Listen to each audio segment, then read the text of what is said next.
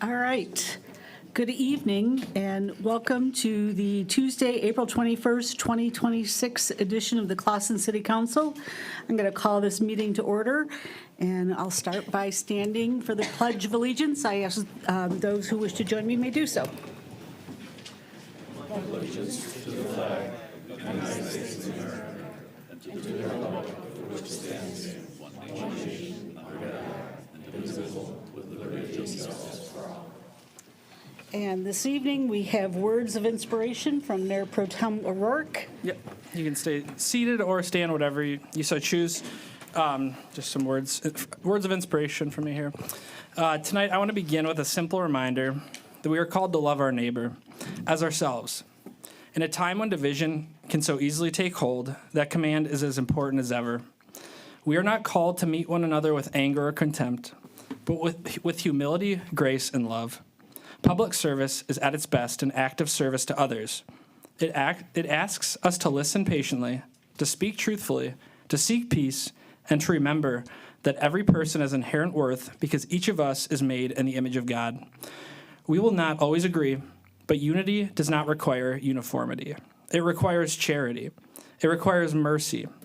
It requires the willingness to see one another not as opponents, but as neighbors. So tonight, let us do this work with wisdom, with humility, and with hearts oriented toward what is good, just, and loving. May we be guided by a spirit of service, and may we never lose sight of our duty to care for one another. Thank you very much, Mayor Pro Tem. Nice. All right. Roll call, please. Mayor Moffitt. Present. Mayor Pro Tem O'Rourke. Here. Councilmember Peltman. Here. Councilmember Slawinski. Present. Councilmember Spisak. Present. Councilmember Tinley. Here. All right.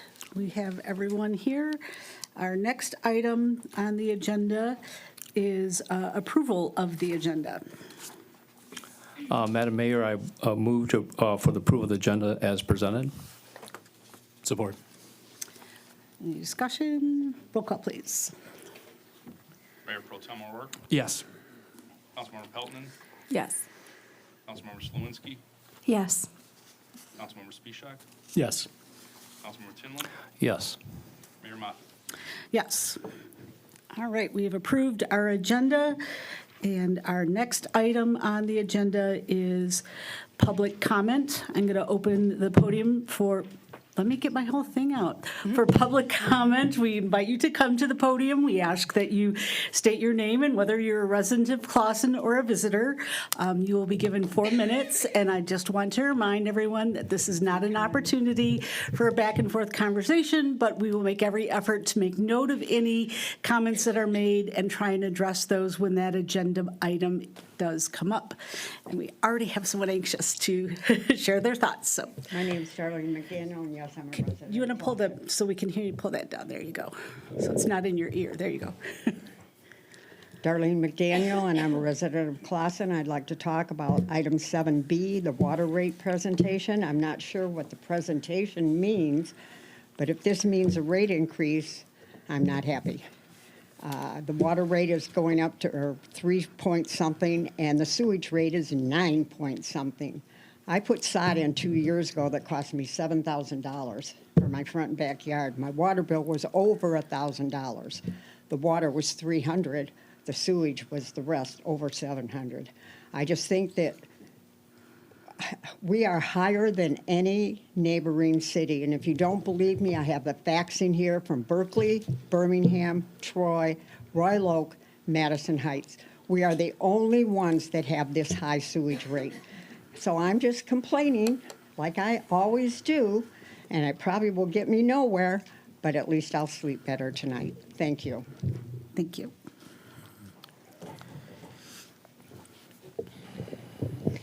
Hello. Thank you very much. My name is Danielle Peck. I live at 685 Phillips. I'm speaking today to strongly oppose the renewal of flock cameras in our city. What I love about our small city is the community and trust that we've built together. Flock cameras are an antisocial, harmful technology that undermines that trust. Proponents of the technology may point to a study that suggests that its automated license plate readers are instrumental in solving 10% of crime in the U.S. and that Flock has reduced crime in areas. That study, however, was done by Flock itself. Flock has refused to release the records it used in the study. Prominent science researchers and publications like Forbes have raised the alarm and called the study into question. In fact, in one city where Flock claimed that crimes fell 70% because of its technology, crime actually increased by 5%. It's clear that any benefits that Flock or law enforcement claim the technology provides are suspect. The harms that this technology has caused are clear. First, Flock is not secure. In 2025, the company exposed its cameras to the public via the internet. These were not license plate cameras, which are bad enough. They were Flock's Condor cameras, which are specifically designed to pan and zoom in on people's faces. Anyone could access the footage. Among the camera subjects were children on playgrounds.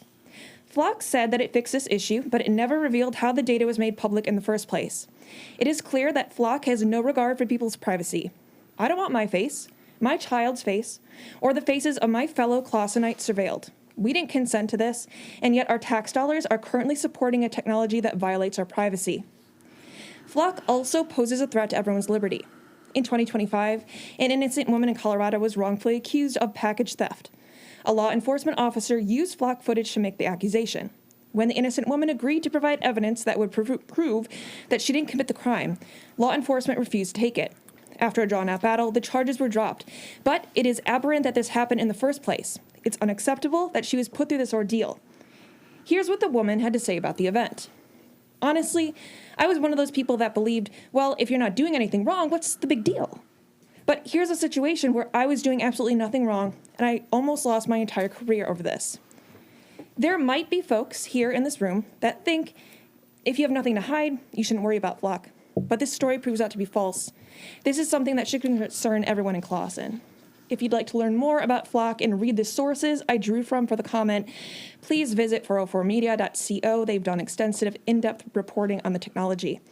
I care about the safety of my fellow Clawsonites, but I also care about everyone's right to privacy. The truth is that we, Clawsonites, keep us safe with community, support, and care, not surveillance. We don't need a giant, harmful corporation like Flock to promise safety while not only failing to deliver it, but actually eroding the privacy and trust we hold dear. Say no to Flock. Do not renew the contract. Thank you.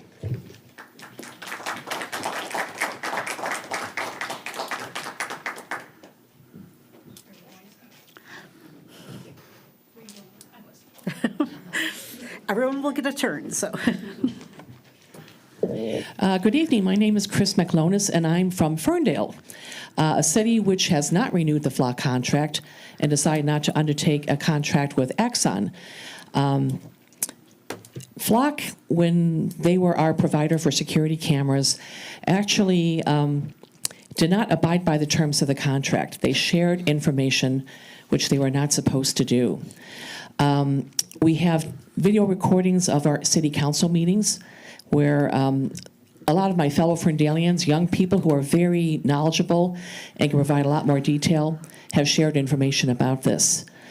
In addition, I don't know if you're all aware, the County Commission meeting of April 8th has gone a step higher. They've approved a contract for Flock drone cameras.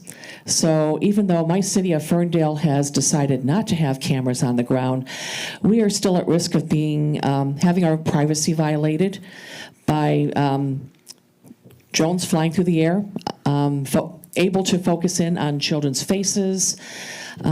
It's a bad idea all around. You cannot trust these companies to abide by the terms of their contract. They have been known to change the contract without consultation with the people whom they're supposed to be serving. So I would advise you to not enter into any contract with Flock or any other company providing this kind of surveillance. Thank you.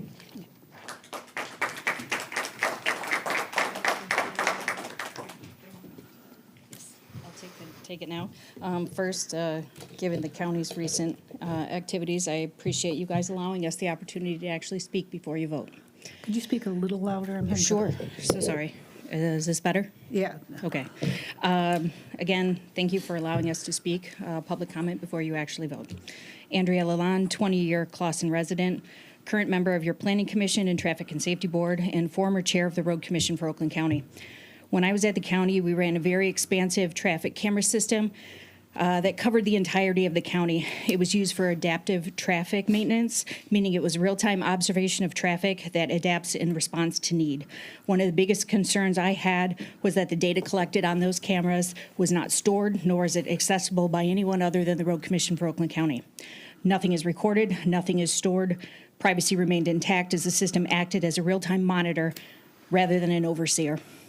There was a time when a municipality requested access, and it was denied. Privacy and liability were the main drivers. I have tremendous concerns about the continued use of flock cameras in Clawson, especially given the newly approved contract with the Oakland County Sheriff and Flock for surveillance drones. Can you ensure that future flock operating system updates won't enable items outside the constraints of this contract? Is anyone overseeing this technology? Technology is advancing at an incredibly rapid pace. What prevents future flock operating system updates to perform outside of their promised security and privacy constraints? Community network access allows other community partners to utilize data collected on our system. Clawson does not control their data policies and procedures for safe and ethical use of our data. We merely hand over it and assume similar compliance. State and nationwide network, very big brother. We are effectively growing the surveillance platform in the state by participating.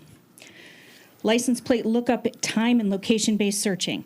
This feature implies that you can search specific historical plate data, contradicting the concept of a data purge after 30 days. Hot lists grants ability to a department to be notified when a suspect passes by a flocked camera. Suspect is not a criminal. It is a mere person of interest that gives the authority to judge and jury someone and surveil them without a warrant, basically violating their Fourth Amendment right. Opposition to surveillance tools does not imply acknowledgement of wrongdoing. It is strictly a desire for privacy. While this can be used as a tool for law enforcement, it can also be used as a weapon for law enforcement or other agencies in power. Without this physical infrastructure in place, misuse simply cannot happen. Granting the tools now can weaponize future surveillance technologies. What happens when the Oakland County Sheriff Department decides that an emergency event is happening and demands access to our flock license plate reader system that so conveniently ties to their flock drone surveillance system? Will you deny the sheriff? And yes, this data is all publicly visible by any person walking down 14 Mile Road. The difference is that person is not an AI-infused, capable of pattern recognition and probability-driven assumption. They are merely in the same place at the same time. Feeding this system with endless data sets, the framework for gross surveillance oversight by local, state, and federal agencies who may usurp our privacy guidelines at any point in time for the public's best interest. These systems rarely shrink in size, they multiply. I'm not against granting law enforcement access to tools they need to effectively do their jobs, but is this really necessary? Over-equipping someone to do a job isn't good governance. It's overkill at the detriment of the people they serve. I've lived in Clawson for 20 years now. I feel safe in this community. Flock cameras do not make me feel safer. They make me feel violated.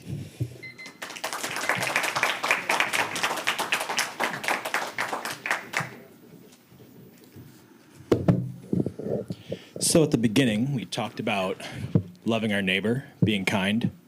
How do we feel about spying on our neighbors? No? Point of order, Madam Mayor, just the name. Oh, Oh, I'm sorry. thank you. My name is Philip, and I'm not a Clawson resident, but I'm here because Flock affects us all. It's collecting data on us all, so I want to talk about it wherever I can. So watching the proliferation of these systems throughout all of Metro Detroit has felt like being on a train that's barreling towards the end of the track. And I'm just begging, pleading with the driver to just step on the brakes.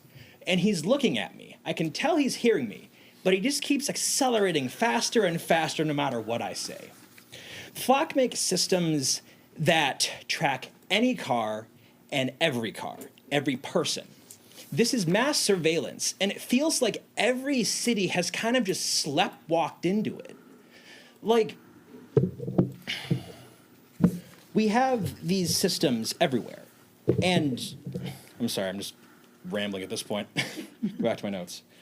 So millions of dollars have been spent on license plate readers, drones, and camera systems, but no one has taken a step back and thought about what this all actually means. It means mass surveillance. And no one's thought to think at any point, is this an oversight? What does this system actually do to keep us safe? Or could this system be actually used to hurt people? And when you're collecting data on everyone, wherever they go, yes, it's an oversight. No, it's not normal. Everyone expects us to just be okay with being spied on all the time, and it's not normal. We're talking about surveillance system cameras for a national surveillance network, tracking us all in the same breath as rezoning lots. It's where did we lose the sense of what we should be doing at a local city government? Sorry, I still have a lot of going off on tangents. But I want us all to think of what they're doing. Flock makes systems that will track our cars, watch us on foot, look at our phone screens. The Condor cameras, they zoom in on people's phones when they see them. They listen to our conversations. Flock can find out where we live, where we work, what doctors we see, what religions we practice, and where our kids go to school. What would happen if this data were to fall into the hands of bad actors? Who's to say that Flock isn't a bad actor? No one has seemingly given any thought to what happens if this company turns out to have bad intentions. Collecting this kind of data on everyone is dangerous. It's at best an accident waiting to happen, and at worst, it's a tool to put people on lists, suppress dissent, curb people's freedoms, and oppression. I want to live in a community where we have mutual trust between the government and the people. But when we have systems like Flock, they destroy trust. If we want to keep our community's trust in our government and our government's trust in our community, we need to not renew this contract. Thank you.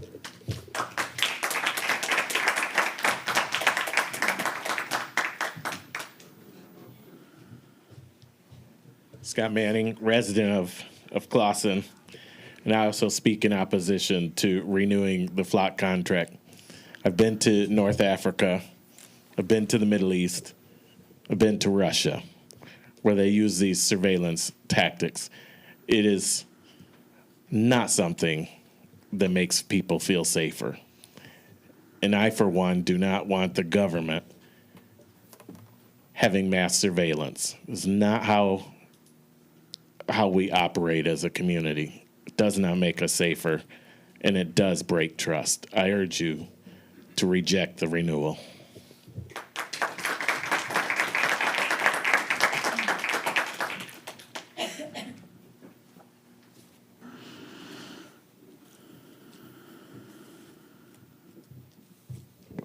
Good evening. Hi, City Council members. I first want to thank you for hearing the public comment on Flock before voting on whether or not we're going to renew this contract. Could we get your name and whether or not you're a resident of Clawson? Okay. Thank you. My name is Kelly. I am a resident of Clawson. I live over by 14 and Crooks. I do love this city. I feel safe here, however, not for the Flock cameras. So that's why I've come out tonight to urge you not to renew the contract with Flock. So I also do want to say I really appreciated the words of inspiration this evening about loving your neighbor as yourself. But again, in reflecting on that, I say if we love our neighbors, why would we invade their privacy without their consent, right? Especially with technology that really has no proven benefits. It is behind the times. Like, there's no end-to-end encryption with the Flock cameras, and there could be. And what this means is that Flock does have the option to not allow themselves to see the data. It could be encrypted. This technology has existed for about 30 years, yet they're not using it. So the other thing I want to talk about is, as a public health professional, I can think of so many other ways and so many other policies that are proven to be helpful in deterring crime and creating safer communities, happier communities, and healthier communities.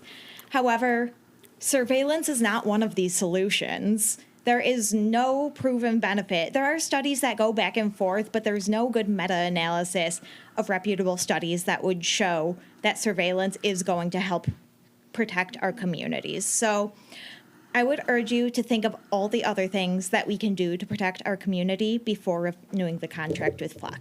Thank you. Thank you.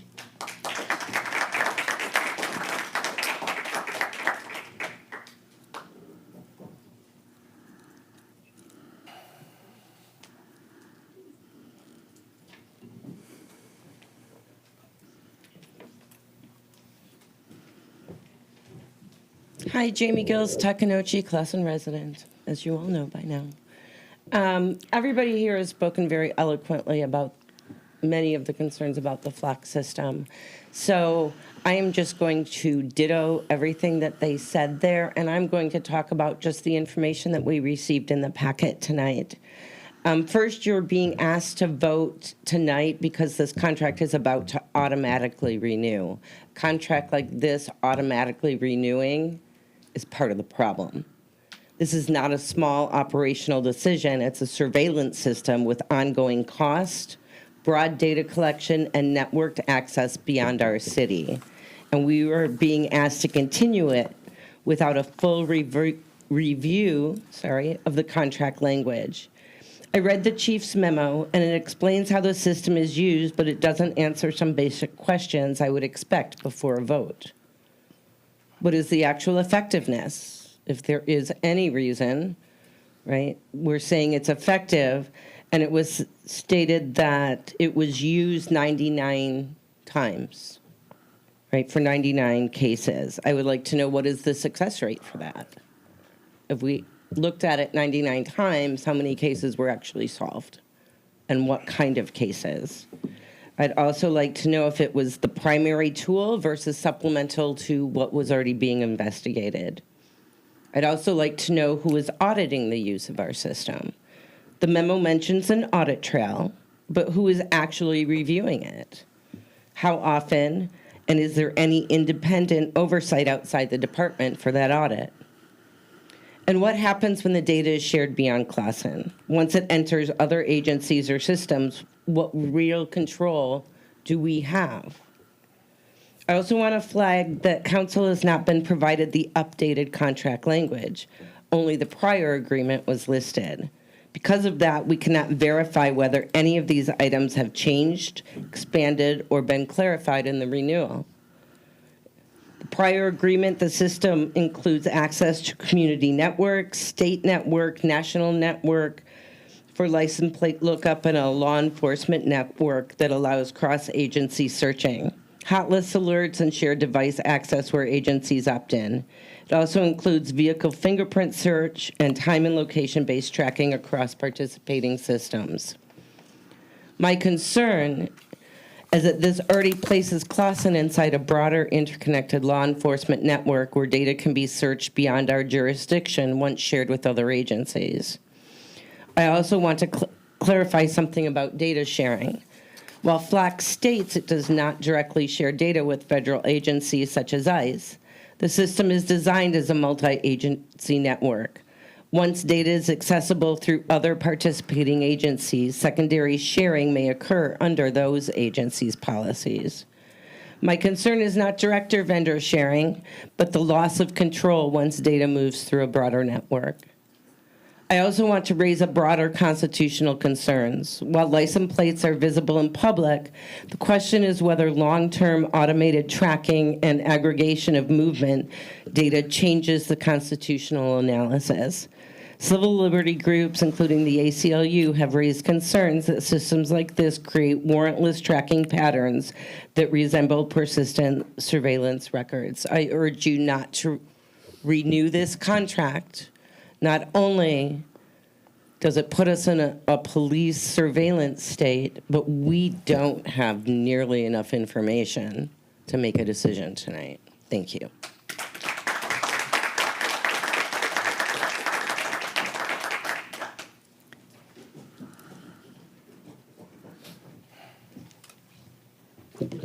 Hi, my name is Taya, and I am a resident of Oakland County, not Clawson specifically, but I am in this area very often with my daughter. I am here today in strong opposition to an AI-powered surveillance state. First, I want to say that I understand how easy it is to convince yourself that this technology can be used for good. But I'm here today because I'm a realist. AI marks a technological turning point in human history, but right now the only way that it is profitable is through mass surveillance and AI-powered weaponry. At this moment in human history, we cannot afford to be naive. If we not normalize constant AI surveillance, there is no turning back from this. Do you truly believe that in 5 years, 10 years, 50 years, this technology will have only been used for good? Unfortunately, AI has already been used in just the couple of years that has existed to murder people abroad. The private company behind the AI genocide is Palantir. That very same Palantir now works in partnership with Flock Safety to monitor everyone in our country, across our country. Let me say that again. The AI technology that was used to track and kill people in the Middle East is partnering with Flock Safety to track me, you, our children, everyone in this country. Even if you believe that everyone in our government and the billionaires behind this technology are wholly good, incorruptible, and always will be, the fact remains that our government and private companies have failed to protect our most private and secure data time and time again. Flock is no different. In fact, there are YouTube videos that can teach you how to hack this technology in a matter of minutes. Additionally, Flock contracts have no restrictions about how the data they collected can be used. Allow me to be perfectly clear. It is not a matter of if this technology could be weaponized against us. It already has been. There have already been multiple cases where law enforcement has misused this technology. A man used it to stalk and harass his ex. Flock has been used by ICE, and there was even a case where the AI misread a license plate and it resulted in an innocent person being attacked by police dogs. There are a million ways this technology can be used for some of the most egregious crimes known to humanity.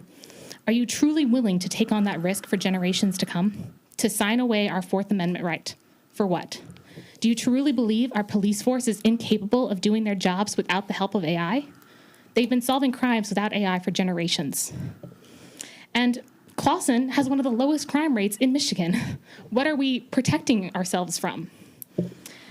And as a parent, I do not feel safer knowing that my child is photographed and geolocated everywhere we go, and that data is accessible to anyone who has a few minutes and a YouTube video to learn how to reach it. There is currently a petition to have all Flock Safety contracts canceled in Oakland County that has over 5,000 signatures. The public is outraged that millions of these contracts have been approved without our consent and that millions of our taxpayer dollars are funding this blatant violation of our constitutional rights. This is your chance to get on the right side of history. As was mentioned, Ferndale recently canceled their contract with Flock because one of their council members did a deep dive into how that technology and that data was being used. In less than 1% of all the times the data was it accessed by Ferndale PD. I can show you that report. She has publicly posted it on Facebook with a full spreadsheet of how the data was used. So please, listen to your constituents here today and be a realist. Thank you. Thank you.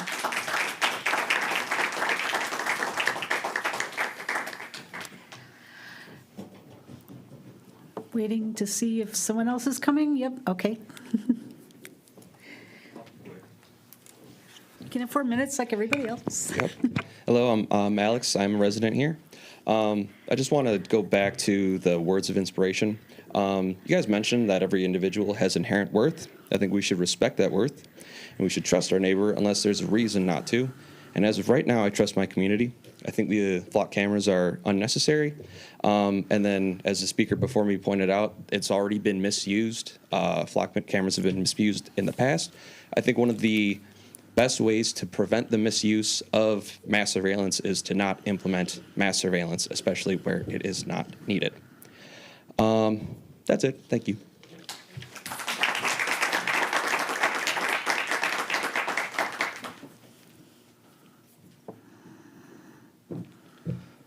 Hi, my name is Ben Bonnen. I'm a resident of Clawson. I'd like to add on to some of the information about Flock cameras. in regards to the accountability. So in Illinois, it's illegal to provide flock camera information to federal immigration law enforcement. Last year, a group of researchers got access to flock data in that state.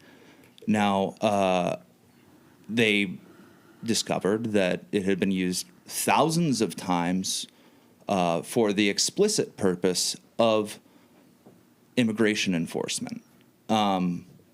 Neither Flock nor any of the law enforcement agencies using Flock's systems brought that to anyone's attention. This kind of underlines the problem that we have with this system in terms of accountability, and I think it's even worse than that example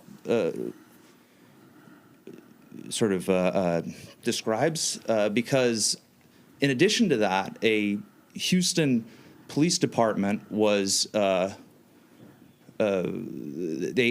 Houston news organization reviewed Houston PD's flock information and found that many times the system was accessed with no real reason provided whatsoever. So however many times that system had been accessed and they said that they were breaking the law, it could have been used thousands more without any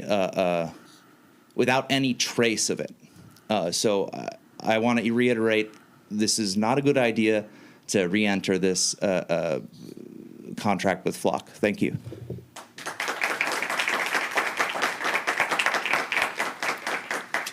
All right.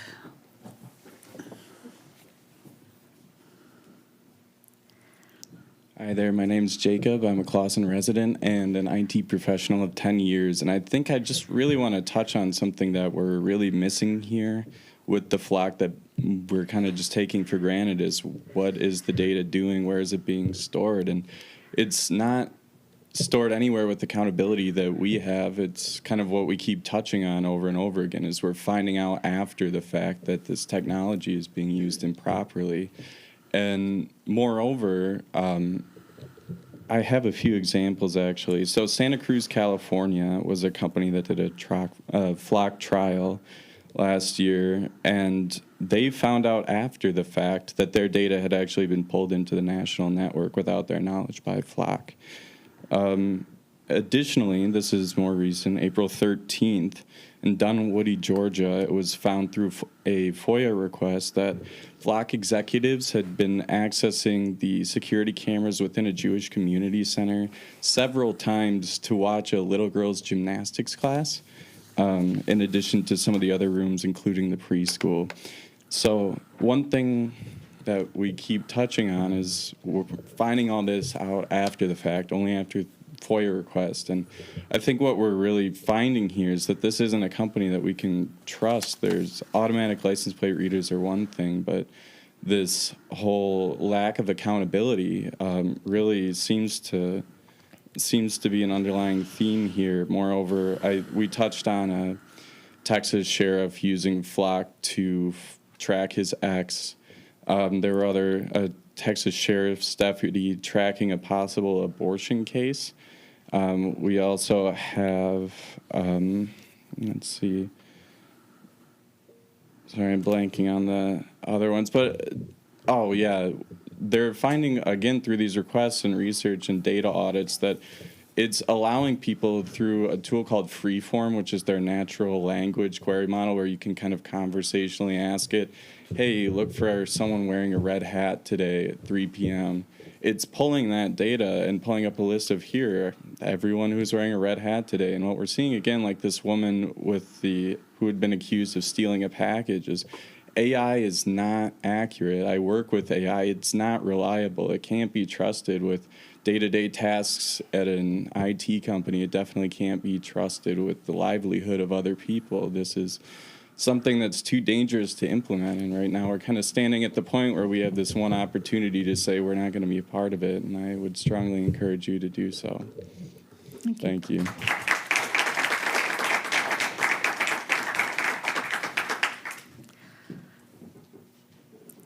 All right, I don't see anyone else approaching the podium. All right, we'll go ahead and close public comment. The next item on our agenda is proclamations and presentations. Our first item is a proclamation to recognize April 19th through the 25th of 2026 as National Library Week. And since everyone's name on this, I want to go ahead and make sure everyone's in agreement with this proclamation. So I'm going to make a motion that we proclaim April 19th through the 25th as National Library Week. Support. And any discussion? And roll call, please. Councilmember Slawinski, Yes. Councilmember Spishak, Yes. Councilmember Tinlin, Yes. Mayor Moffett, Yes. Mayor Pro Tem O'Rourke. Yes. All right, having everyone on board with this. more. Oh, I'm sorry. Councilmember Pelton. Yes. You paused. I thought you were done. All right, everyone on board with this proclamation. I'm going to go ahead and read it, and then we're going to invite our amazing library director up to the podium if she wants to add anything to it. So let's go ahead and read this, and it says, whereas libraries spark creativity, fuel imagination, and inspire lifelong learning, offering a space where individuals of all ages can find joy through exploration and discovery, whereas libraries serve as vibrant community hubs connecting people with knowledge, technology, and resources while fostering civic engagement, critical thinking, and cultural enrichment, while as libraries provide free and equitable access to books, digital tools, and innovative programming, ensuring all individuals, regardless of background, have the support they need to learn, connect, and thrive, whereas libraries partner with schools, businesses, and organizations to maximize resources, increase efficiency, and expand access to essential services, strengthen the entire community, whereas libraries empower job seekers, entrepreneurs, and lifelong learners by providing access to resources, training, and opportunities that support career growth and economic success, and whereas libraries nurture young minds through story times, STEM programs, and literacy initiatives, fostering curiosity and love of learning that lasts a lifetime, and whereas libraries protect the right to read, think, and explore without citizenship, standing as champions of intellectual freedom and freedom of expression, whereas dedicated librarians and library workers provide welcoming spaces that inspire discovery, collaboration, and creativity for all, and whereas libraries, librarians, and library workers across the country are joining together to celebrate National Library Week under the theme, Find Your Joy. Now, therefore, be it resolved that I, Susan Moffett, Mayor of Clawson, proclaim April 19th through the 25th of 2026 as National Library Week. During this week, I encourage all residents to visit the library, explore its resources, and celebrate all the ways that libraries help our community find joy. And so if we can say yay. And invite Jenny to the podium.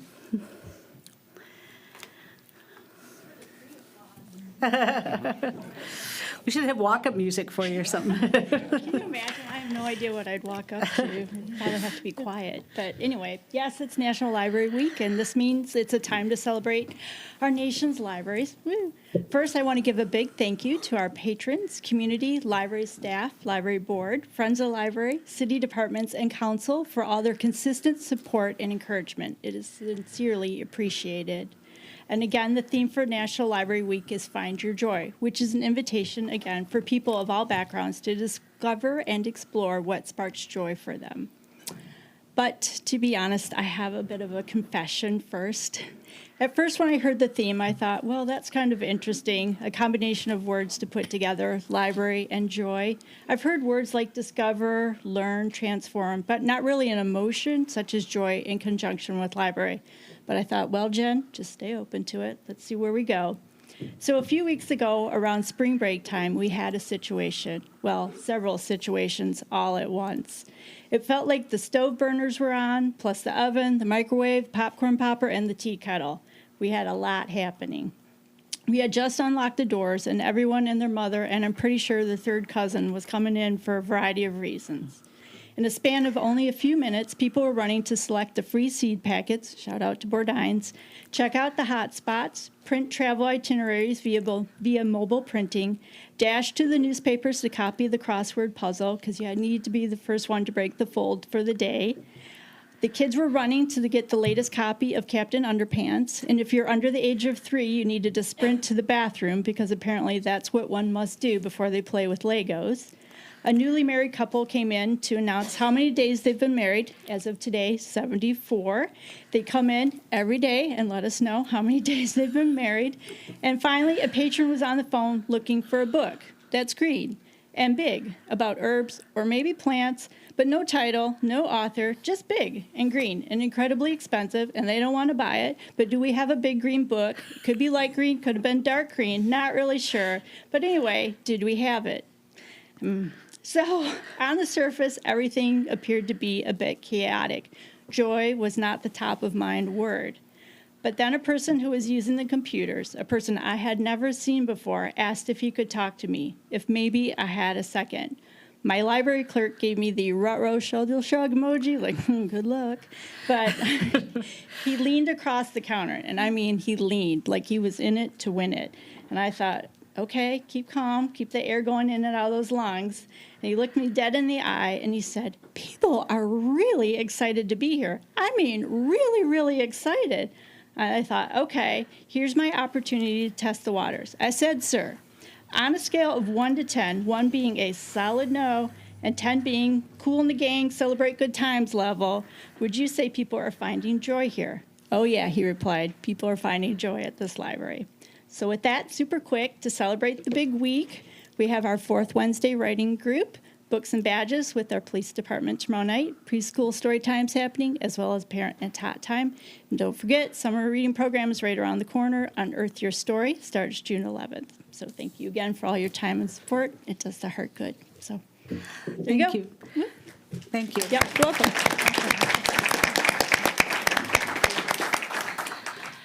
All right. Any other comments about the library? How great Jenny is. We love her. She's fantastic. She's an asset to the community, all that sort of stuff. All right. Hearing nothing else, moving on to an equally exciting and joy-filled presentation. Next, we have the water rate presentation, and I'm very excited about this, actually. So I'm going to go out on a limb and say there will be no applause after my presentation. I do have good news, though. We did get a 5.3% increase overall in our sewage rate. Ryan and I attended the meeting yesterday, but we're not passing it through. One thing we will be able to do this year is hold the water rate where it is. One of the promises we made when the bond passed, the infrastructure bond, was that we would utilize those funds for water line replacement, which we're doing, and sewer line repair and replacement. So we're able to, I guess, for lack of a better term, eat some of the cost through our water and sewer operations. So the projected increase for water is 0. We're leaving it where it is. And for sewer, it's 1.73%. So we are increasing our fixed costs, which both of our suppliers are doing as well. But the cost to a Clawson resident increase per quarter is $7.50, and it's a fixed rate. So our calculation takes all of our costs, whether they're fixed or operational, and comes up with a figure that we need to levy as a consumption rate. And the consumption rate is the one that triggers most of the anger, because that's where the more you use, the more you pay. Sewage does cost significantly more to treat than to bring and clean the water and bring it into your home. The comment made earlier about Clawson being the highest is incorrect. In fact, we just got a SACWA study of the 10 communities, 10 of the 11 communities in SACWA, and we are the lowest. And I'm going to ask Nick to post that. They utilized 4,000 units and did a quick comparison of all the communities, or the 10 communities in SACWA. And Clawson happened to come out as the lowest.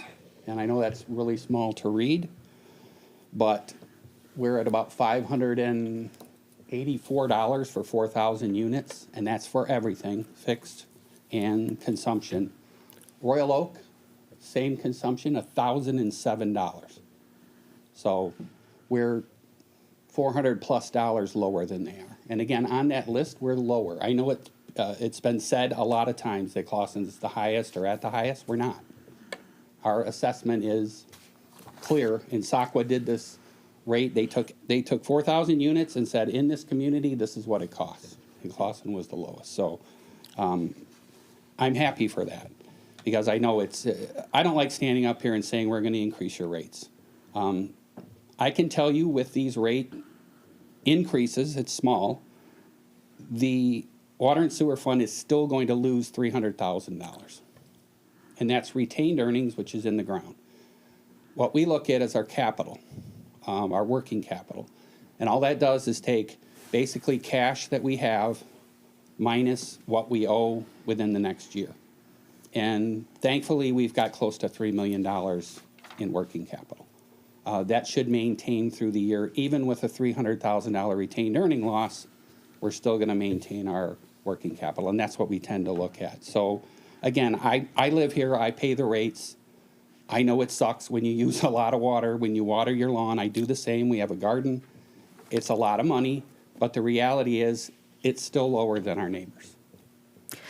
So this document wasn't in the packet, so it'll be in the minutes, Yes. I assume, that we can all see. We actually just got this today. Ryan was doing some study to find out hydrant rental charge, and he came across this, and they just did this earlier this year. So I have the worksheet that you included in the packet, and I have a couple questions Sure. about that. So looking at the first paragraph, so the SACWA charge rate, the first line item, you have the documents, because I'm going to refer to it a lot. Do you have it? So the SACWA charge rate, this year it's 1.858. That's a pass-through rate, is that true? Yes, we pay, SACWA's increasing their rate to their customers 7.5%. And then the water operating maintenance expense, is that a calculated rate or a pass-through rate? That's a calculator. That's a combination. The actual 1858 that we're maintaining for the year is a portion of what SACWA charges us. But we do take our total water expenses and come up with a rate for operations and maintenance and then depreciation. And then the water depreciation expense is also calculated internally? Yes. So 1/3 of that portion is passed through, 2/3 is an accounting exercise? Yes. Okay. Then going down to sewer consumption, again, you have SWK sanitary sewage disposal charge and SWK stormwater. Those two are passed through? Yeah, GWK, yeah. That's the George W. Kuhn Drain, which we're a member of. And then sewer operating expense and depreciation, again, is internally calculated. Is that correct? That's correct. Okay. And going down then to the next, and that's just an addition line. You're adding the sewer and the water consumption, right? That's just math, right? Yeah. Okay. And then fixed charges per quarter, the total sewer fixed billing charge per quarter, calculated or passed through? That's calculated and passed through. It's a little of both. Because we have fixed charges. SACWA increased their fixed charge to Clawson was 25% of their rate. It's now 60%. And what the reason they're doing that is they're moving more toward fixed is because they estimate sales to communities, and they've been coming in short because Clawson's using less and less water over a 5-year span. We're using less. So they estimate what we're going to sell or what we're going to purchase technically from them, and it's decreased over the last 5 years. So the total sewer fixed billing charge is an amalgam of some pass-through uncalculated numbers. Yes. And then the total water SACWA fixed charge is pass-through? The 1650? Yes, yeah, it's that, most of that is passed through, yes. Is it again amalgam of some pass-through? And It is. Okay. It is. And then the rehabilitation project is also another amalgam of, or is it No, pass? that's the actual dollars we're paying for the state revolving fund loans that we did starting back in 2008-9 when we did the last sewer project. We borrowed money through the state revolving fund, and that $9 has been the same for quite a few years. It's $9 a quarter. That's paid in 2032, so that'll come off. And so the items that are calculated, is there like some municipal standard calculation, or is that just cost accounting, or what? How are those calculated? We really just take the expenses of the system. I mean, we have personnel costs, we have operation costs, and then we do have fixed costs. So we use the total amount within our water and sewer expenditures, and we come up with the rate that we charge. And then we take the fixed charge again and come up with technically the difference. And then we end up, like I said, we generally end up close to break even, but this is, the 3 years that I've been back, we've lost money in the water and sewer fund because we don't want to hammer our residents with rates, and we can absorb it in retained earnings. And really all that is every other fund other than the enterprise fund has a fund balance. Technically, water and sewer, because they have their own assets and depreciate, has a retained earnings. And 90+% of our retained earnings is the system in the ground. So we have over $12 million in retained earnings, but it's 90% of it's in the ground. But we've always had a very, very healthy fund balance for water and sewer. In fact, for some of the equipment purchase that the DPW did recently, it was an internal loan out of water and sewer funds, and that's being paid back, correct? Yeah, Because it's such a healthy fund balance, We don't right? utilize the retained earnings, we utilize the working capital. Well, you can't, here's some pipes. Go Yeah, it was exactly. I get it, it was the money that was actually in there. Yeah, okay. Those were my questions. Any other questions? No? I always have questions, right? So, but I was going to say this actually for the workshop tomorrow, because I get all what you're saying there too, but there's been questions like, if you're a low usage household, you sometimes are penalized on those fees, right? Because you have to pay for, spread across the entire community, right? Yeah, So there's a lot of fees. questions about exactly and the transparency of those exact calculations. Yeah, okay. So, but again, I'm going to make a list as we talk and workshop tomorrow on the water rates, because this is only very high level, but I think there's, how can we frame it correctly so the citizens understand exactly where the money's going? Sure, Because there's a lot of, recommendations and also just misunderstanding of where the money's going. Okay. All right. Any other questions about the water rate calculation? All right. Thank you very much for putting this together and doing the presentation. All right. Yay, nice. Well done. Well done. That's awesome. All right. All right. Excellent. Our next item on the agenda is consideration of approving the following consent agenda. The consent agenda consists of minutes of the regular city council meeting held on Tuesday, April 7th, 2026, and the list of bills in the amount of $223,125.33. Madam Mayor, I move that the consent agenda be approved as presented. Support. Support. Roll call, please. Councilmember Spishak, Yes. Councilmember Tinlin, Yes. Mayor Moffett, Yes. Mayor Pro Tem O'Rourke, Yes. Councilmember Pelton, Yes. Councilmember Slawinski. Yes. All right, we have just approved our consent agenda. Moving on to new business. Our first item is consideration of submission of the City of Clawson Draft FY 2026-2027 Budget and CIP. Madam Mayor, I move that we have a council discussion before we receive and file the submitted City of Clawson Draft FY 2026-2027. Support. And I appreciate you making the discussion because, as was mentioned, we got a bunch of new information late today.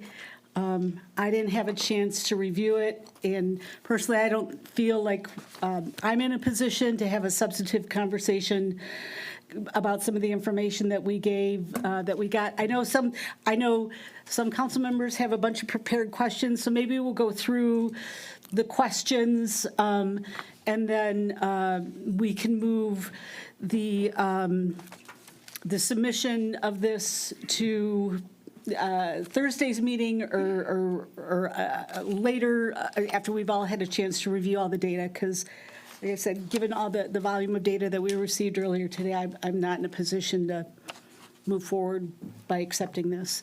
So if everyone has prepared questions on the stuff that we received prior to earlier today, let's go ahead and run through those, and then we'll decide best next steps. Make sense? Makes sense. Okay. I'll just jump out from a protocol standpoint so we understand. So. Oh, I was looking at Laura. I'm sorry, but go ahead. No, Go ahead first. I talk too much. Oh, wait. Councilmember, let's start off with Can I set the table? Pardon? I set the table. I usually read the summary and rationale. But the summary's for approving it, and we didn't. It's receiving and filing it. But we're not in a position to receive and file because none of us have had an opportunity to review all the data that came through. So that was my whole. I think that if we have some discussions, and then. Because we're not going to be able to receive and file today. We didn't get it until just earlier today. Accidents happen, not pointing any fingers. We want to have substantive conversations about it. So we can have you set the table. I know we can't make decisions in the workshop, but we do have a meeting scheduled on Thursday, and we can receive and file it on Thursday. The special meeting, so you could. And you had an agenda item that we could talk about it, so we could just do it Thursday. Okay. But let's have. I know a lot of people put a lot of time into the stuff that we had gotten prior to today. So let's get those out of the way, get those questions and conversations had, and that'll reduce the amount of time we have to spend on Thursday, maybe. All right. So, Councilmember Tinlin. Please start us off. Well, I was going to just start with the process, just so we'd all understand this is just a receive and file, not approving the budget, right? So we're just that's the first discussing discussion. all the information that was presented. And again, I was working on, I've been working on this out, so I'm 3/4 full, again, preparing for a workshop. I did want some more granularity around the costs of and risks of city-owned properties like Hunter, asbestos abatement, but also the Renshaw Apartments. So I was getting ready to have those questions in workshop. And I saw some of the commentary coming from the department heads, which is more than beneficial for me, but that's kind of changed some of the context of my questions I was going to have. Okay. Councilmember Spishak. I was good with what I saw in there. I was waiting for the workshop to be able to work it out. I was prepared to receive and file today. And I'm sure Mr. Riker will back me up, that if there's any documentation or specific pieces of information other than clarity and conversation that you're looking for to come into the workshop, please let him know in advance so that he can get those out to you so that you have what you need for the workshop. Yep. All right, awesome. Councilmember Slawinski. How much time do I have? No, I'm just kidding. 4 minutes. No, I'm kidding. So these might be easy questions. Fund 253 for the treasurer. It's $21K more, but we canceled the bank deposits and armored car service. Can you explain a little bit of why we're still $21K more? I can, I guess without going line by line, I don't have an answer for you. I can certainly present that at the workshop tomorrow. That's I can great. do a little Yeah, bigger fine. dig and let you know exactly why. I know Okay. we have 2.5% wage increases for the 3 full-time employees. There may be some line items. I know our deputy treasurer is getting training, so that might be adding to it. But I'll give you a more specific year-over-year comparison so you can see that. Okay, thank you. City Hall, I had a question in regards to the holiday decorations. Somewhere I saw 10,000, the shared for the DDA. Is that 10,000 or is that 25,000? It's 10. 10,000. Okay, thank you. That was an easy one.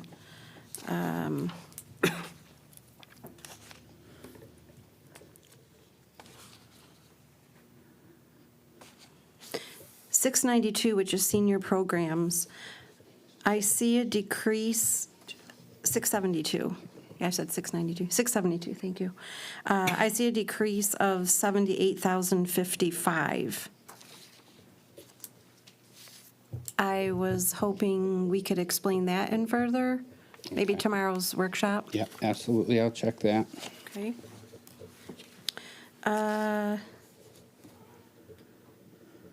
802 museum.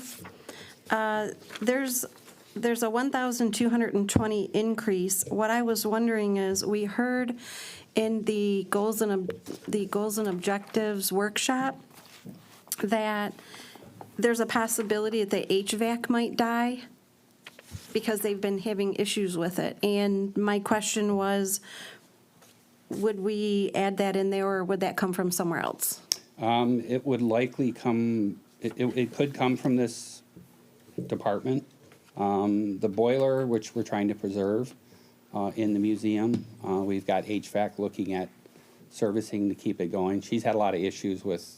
Oh, it was the boiler, not the HVAC? The boiler, yeah. Okay, gotcha. Okay, thank you. They definitely don't recommend replacing the boiler, but we're going to make sure it continues to work. So it's extremely old, but we're going to make sure it keeps working, because it would involve a major overhaul of that museum, which we don't want to do, to change out to an HVAC. So we want to keep the boiler. So we're going to do what it takes to make sure it keeps working. Okay, thank you.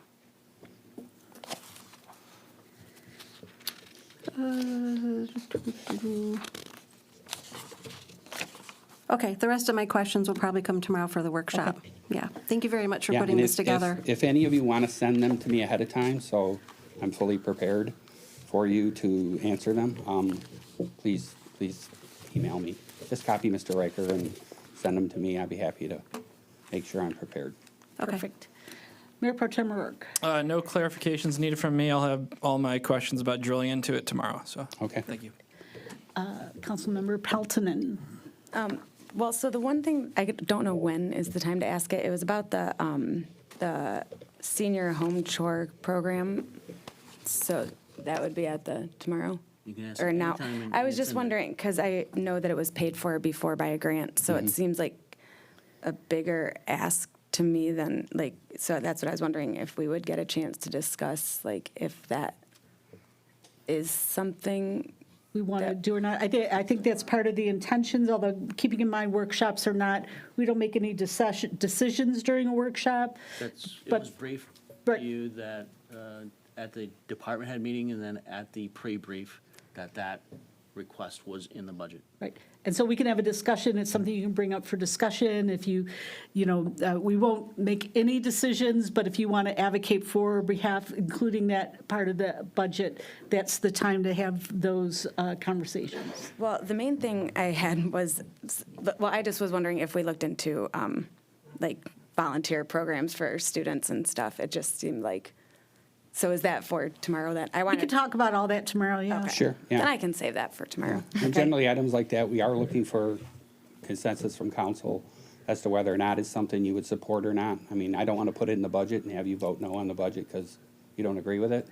So it's certainly something we look for consensus of council. If it's a program a majority of you would support and you want to leave it in the budget, we'll do that. I mean, certainly we don't have everyone agree with everything that's in the budget, but we can certainly, put that kind of in your lap to say, is this something you want to see? Is that the hill you want to die on? Yes, exactly. So is that all? Okay. Yeah. So I have one question about, and to be honest, I didn't get a chance to look at everything that we got today, so it might be in there, but the new breakdown of how we're using the infrastructure bond and what roads and the inflation costs and all that kind of stuff, will that be, we haven't gotten that? It's not in there yet. We are still waiting for the CCTV review from AEW to see how much we had originally put 10 million aside for sewer. We believe it will be less than that, but we're waiting for them to come up with the kind of the plan of attack, because that was one consensus of council when we did the bond, was sewer was priority. So they're looking through all the CCTV footage and they're coming up with a plan to present to council to say, here's what we believe should be done in the way of sewer and how much it'll cost. So will we get that before we finalize the budget? You should have something, at least rough numbers of what we expect in 26, 27. And not just numbers, but where we're going to be using those projects? Yes. Okay, Yes. all right. And Yep. that, will we have that by Thursday, or will that come sooner till in May, or when will we get that? If I can inject, Mark. Yeah. So I spoke with DPW, and we probably won't get the full results and coordination of where the impact of CCTV until the end of May. So that's where that's falling out right now. So will we get drafts or guesstimates, like, or what will we have to base our, For your awareness, that's a totally separate budget. That's under the bond and not the general fund or any specific other funds as you had been presented. So that's in and of itself standalone. okay. Okay, all right, the other questions I'll ask tomorrow then. Okay. Okay. All right.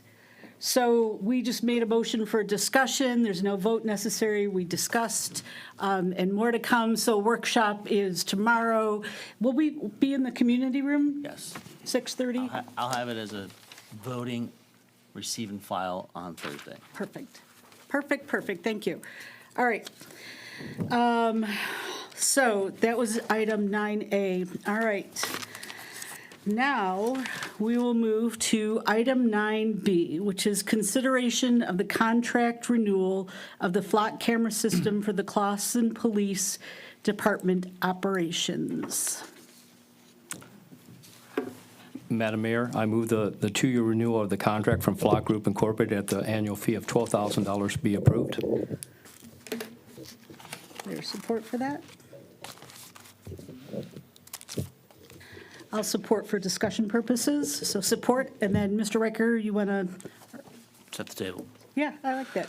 At the April 2nd, 2024 City Council meeting, Flock Camera Systems executed a presentation on their capabilities. The presentation was conducted with the intention that council would consider funding the acquisition and perpetual sustainment of the system. At the time, the first-year implementation costs were paid with ARPA funds, and the annual sustainment was to be factored into the police department's annual budget. The first-year acquisition and implementation fees total costs were $14,600, and the annual recurring cost is $12,000, which started in the second year. The administration is recommending a renewal of the contract for 2 years at the annual fee of $12,000. Chief and the Flock representative are here to discuss. All right, well, take it away, Chief, if you have some comments you want, and then we'll let you say all your stuff, and the Flock representatives say all their stuff, and then we'll ask our questions. So buckle up. Madam Mayor and Council, thank you for taking the time to hear us out today. I'd like to introduce to you Mr. Jalen Johnson from Flock, and he will provide a presentation on Flock for everyone. But before he begins, I would like to take the opportunity to share some of the success stories that have occurred by using our Flock license plate reader camera systems in our community in Clawson, as well as in many of our neighboring communities. I also want to mention for the public that I did provide a memo that's in the packet that they can find online, correct? As the memo answers quite a few of the questions that have been asked already tonight. Mayor, can you adjust it? Thank you.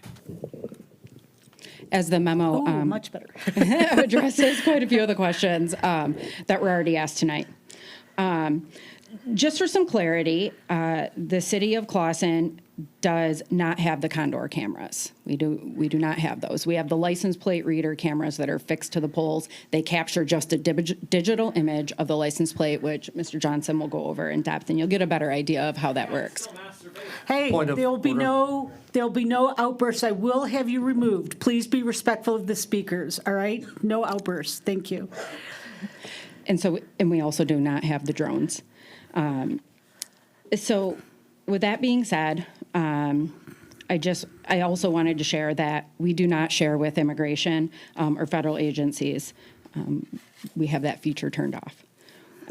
So some of the success stories that we have in the city of Clawson, we had an attempt homicide in 2024. It was a stabbing.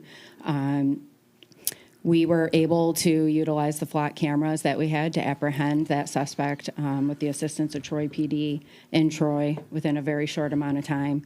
Without the cameras, we wouldn't have been able to do that.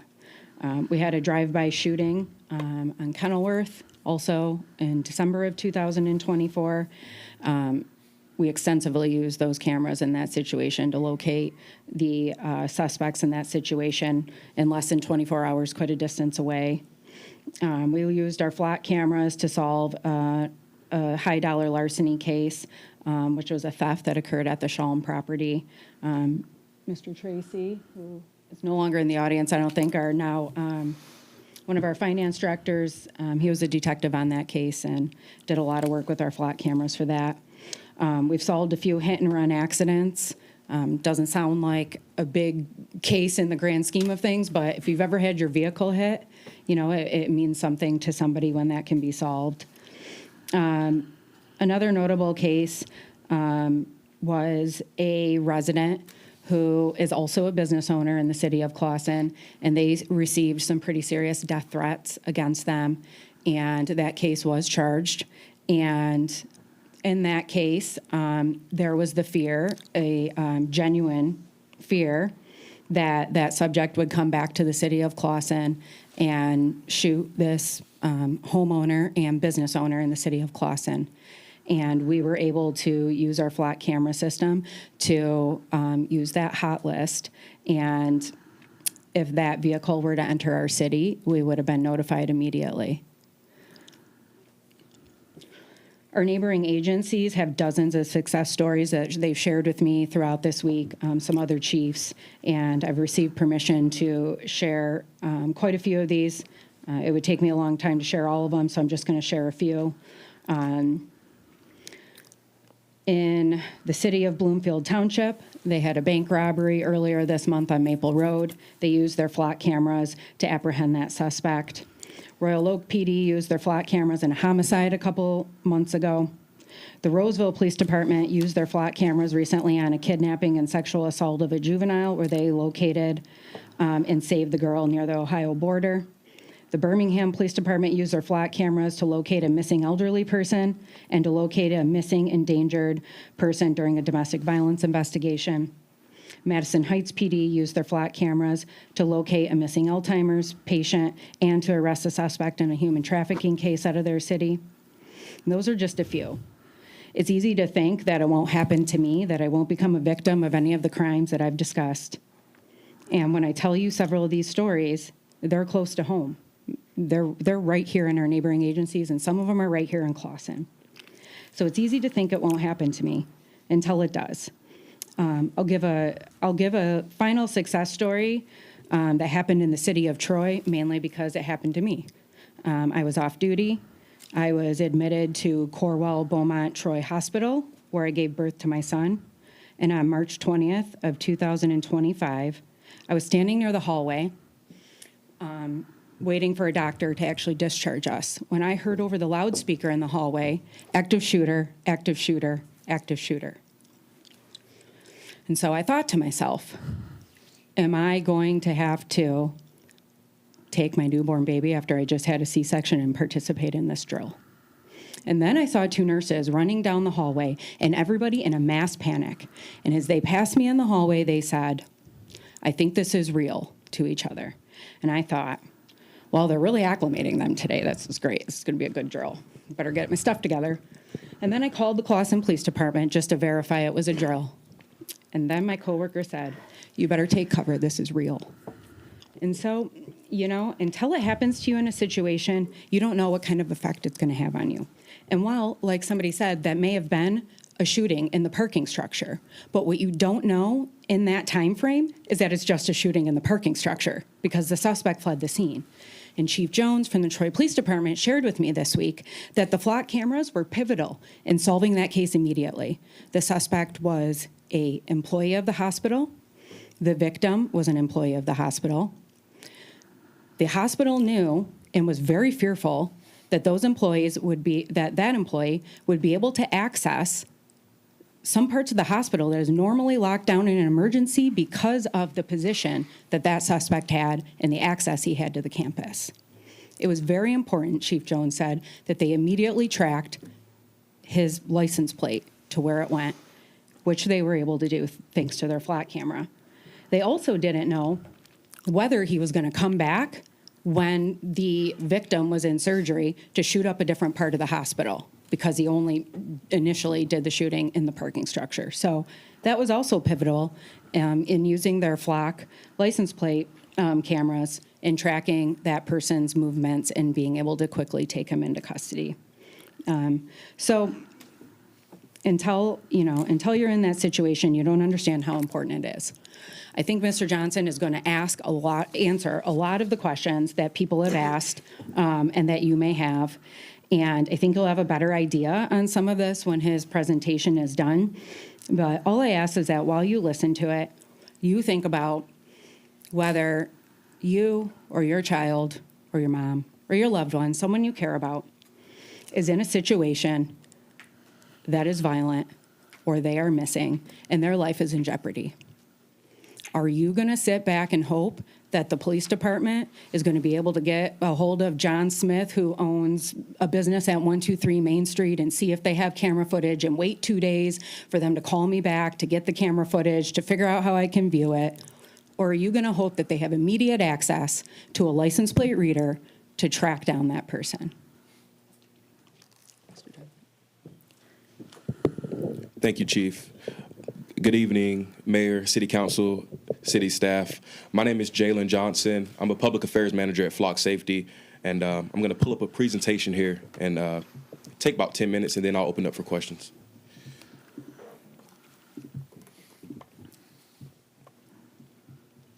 Share my screen. It's going to be up there. And while he pulls up that presentation, we also did not receive this in the packet. It'll be in the minutes. Is that correct? We'll make an inclusion, yes. I can share this with whoever I need to. Yeah, so that it'll be included in the minutes with this meeting.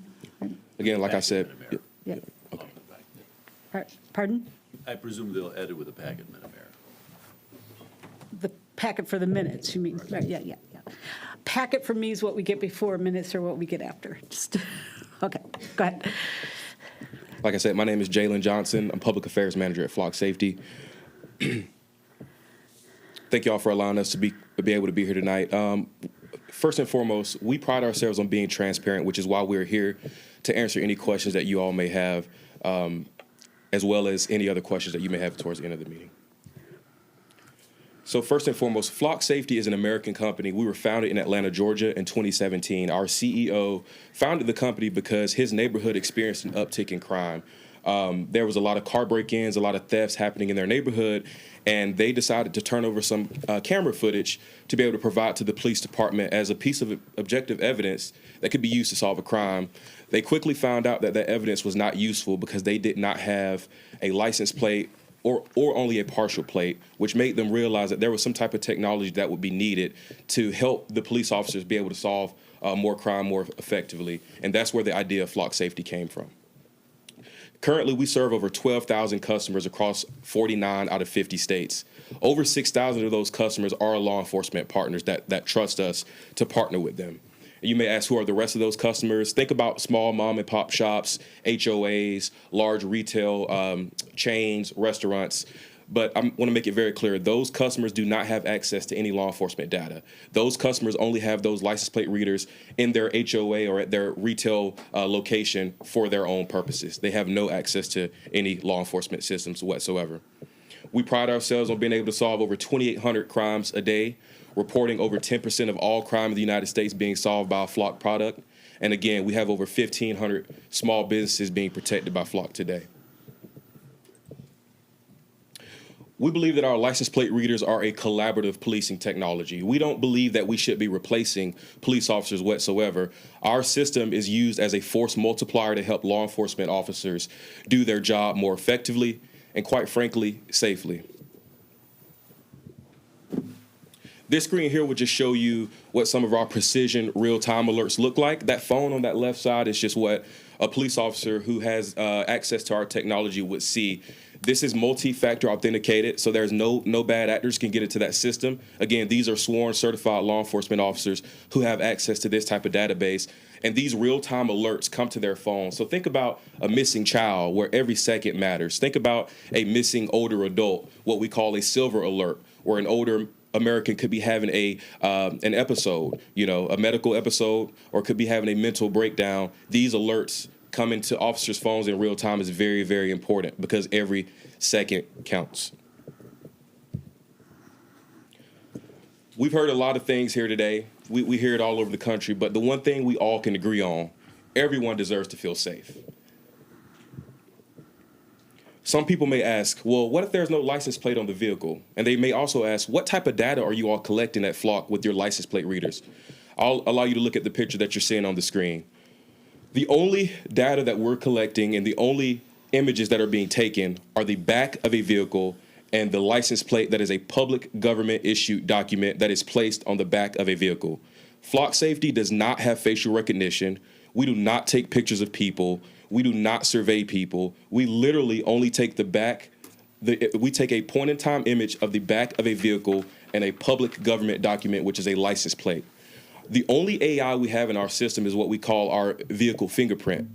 No plate, no problem. The back of that vehicle will let us know that it's a Chevy Equinox. And the back of that vehicle, if it has a sticker on it, or if it has a scratch on it, or if it has a dented right back bumper, that system can determine that vehicle from another vehicle. So that's how we always have our system updating itself so that we don't make mistakes. And we understand that sometimes mistakes can happen and you may read some cases where a vehicle may have gotten mixed up, but this is where we learn and this is where we become transparent and how we're always updating our system. So again, the only thing that our license plate readers are capturing is the vehicle make, the body type, color, whether it has a bike rack, whether it doesn't have a bike rack. If it's a temporary tag, we're collecting that as well. But again, we are not collecting people's faces. We can't even take a picture from the inside of the vehicle because it's only capturing the back of the vehicle. This is just a fancy slide to say that the cameras also work at night. We understand that crime does not stop when the sun goes down. Oftentimes it upticks. So this is just a fancy slide that shows that our cameras work. Now, the big topic of the day. We are built with privacy in mind first and foremost. I really, really want to hone in on this slide because I think it's really important that I go over every bullet point here with you all in detail. The data that is collected, which again, I'll reiterate, which is the back of a vehicle and a license plate that is a government-issued public document, we are taking a point-in-time image from a fixed location on a public roadway. That data is 100% owned by the customer, which is you. It would never be sold by Flock, and we never have access to that data whatsoever. It is in the contract. The data is owned 100% by you, the customer, the city of Clawson. Again, private customers never have access to government data or hot lists. So those mom and pop shops, those retail stores, those large retail chains and restaurants that utilize our license plate readers, those 12,000 plus customers that we have, they won't have access to any of that law enforcement data or information whatsoever. Flock automatically deletes data after 30 days by default. Data is hard deleted after 30 days and unrecoverable. What does that mean?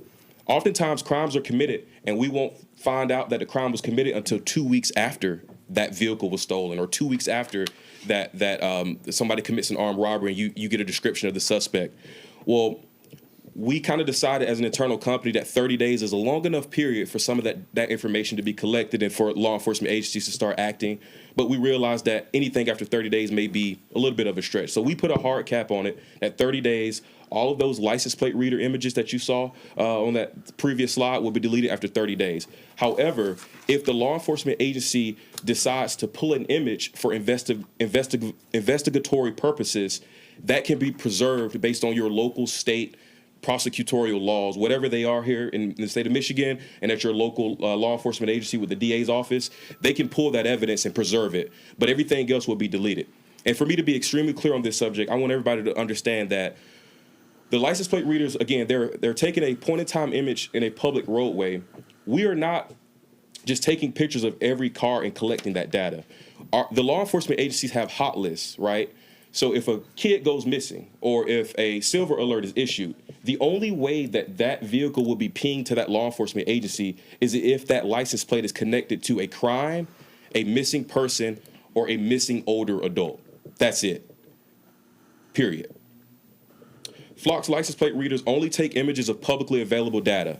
Flock license plate readers do not have access to any PIO, personal identifiable information, PII. No social security numbers, no names, date of births. We don't take away that work from the law enforcement agencies. With or without our cameras, when a law enforcement official stops a vehicle, they're still going to have to do the same two steps. They're going to have to go to that vehicle, gather that person's information, go back to the car, insert that information to NCIC or whatever the state local database is. That's all Flock Safety's license plate readers are. We capture the image of the back of that vehicle, but that information is not automatically being ran through a crime information database. The law enforcement officer still has to do that work. So with or without the cameras, that process is still there. Only your agency decides who they share with. I'll say that again. Only your agency decides who they share with, not Flock. Again, we do not own the data. We do not share any data. So your agency administrator, who I would assume is the chief, decides who you all share with. So at any point, if you decide any of those sharing relationships with neighboring counties or neighboring cities are not the values of your local community, that is your administrator's prerogative to turn on or off that relationship. You can solely operate on your own Flock ALPR system if you so choose to. Again, your agency controls who you share with. And again, no facial recognition whatsoever. Our cameras do not take pictures of people, do not have the ability to recognize faces, places of worship, or anything like that. There is no facial recognition in the Flock camera or license plate reader whatsoever. All of our data is end-to-end encrypted. We have some of the highest standards from the federal government, including CJIS, which is Criminal Justice Information System. We have NDAA, National Defense Authorization Act, SOC 2 Type 2, and a whole bunch of other fancy law enforcement encryption titles that I can give you all. But most importantly, we understand that the work of security is never done, and we pride ourselves on always making sure that we're transparent and we're updating our systems. A few things that we've done at Flock: we've hired a world-class CISO, a Chief Information Security Officer, who has expanded his team, and they're constantly working around the clock to make sure that our systems are always up to date. And I'll give you all another quick story. The Miami-Dade Crime Information System is called the Miami-Dade Electronic Crimes Task Force System. They independently pressure test a Flock camera. You can go on YouTube and watch this video later. But they basically took our cameras without our permission after that YouTube video came out that everybody saw, and they said, we're going to pressure test it. And the reason this Miami-Dade law enforcement agency is so important is because the federal government oftentimes utilizes this exact same task force when it comes to any type of electronic or cybersecurity crimes that are committed in the United States. Well, they took apart our system. They tried to do what the guy on YouTube did, and they found no vulnerabilities in our system. I'll be 100% clear to you all. Flock Safety's cybersecurity has never been hacked. Customer data has never been accessed, and our system has never been compromised. This slide right here is a feature that we have as an option to your police department and as your agency, if you so choose to opt into this. This is called a license plate reader transparency portal. This is customizable for your agency. What this does is gives the public a view into your agency's license plate reader technology. It allows them to display what the policies are that your agency has in place. It allows the agency to publish some of those metrics for the public to see. This also shows the public that every search requires a registered ID with an offense type. Let me explain to you what that means. As a certified officer working for the Clawson, Michigan Police Department, when I go into a flock license plate reader system to either search for a missing child, a silver alert, which is a missing older adult, or a crime that has took place, let's say someone is shot at a gas station and they hop in a vehicle and I'm an officer and I want to investigate that crime, I will have a unique ID connected to me as an officer, as a law enforcement officer. I will then go into my flock system, which has my ID. I will have to put the reason I'm searching in that system and what I'm searching for. So if I'm searching for a partial plate, I only got X, Y, and Z, I'm going to have to put why I'm searching for license plate X, Y, and Z. So this is transparency. This is keeping an audit log, a record track of why every search is being conducted so that there's no reason why the administrator doesn't have any eyes into what her officers are searching. Flock, we encourage all agencies to conduct regular audits to ensure proper usage. Again, you're going to hear stories and you've heard people come up here and talk about bad actors. Name any company or any organization out there where there aren't people who act in a nefarious way. But as a certified law enforcement officer myself, I understand that we are some of the most hardworking people in this country because we oftentimes leave the goodness of our own homes to go out and protect other people. So if any officer is acting in a nefarious way and using the system as a bad actor, they deserve to be punished. But I don't think that happens as often as people would like to make it seem in this country. You have things that happen that are one-off incidents, but with this type of transparency and this type of audit trail that logs every interaction, I hope that we can hold the system accountable as well as the people that are utilizing that system. So I feel like we should have a lot more respect for our law enforcement agencies and our officers than just thinking that they're going to use our systems in a bad way. Coming soon, really soon, we're rolling out a proactive auditing tool to help system administrators not have to go in and manually pull all that data, which takes so many man hours. What this system is going to do is going to proactively audit, and it's going to flag anytime there's any bad activity that could possibly arise in our system. So this would be another, again, transparency transparency tool that'll help your law enforcement agency be more accountable. Again, community safety and community values. We pride ourselves on that. How do we do that? We now have search filters where we can prevent searches related to immigration or reproductive care.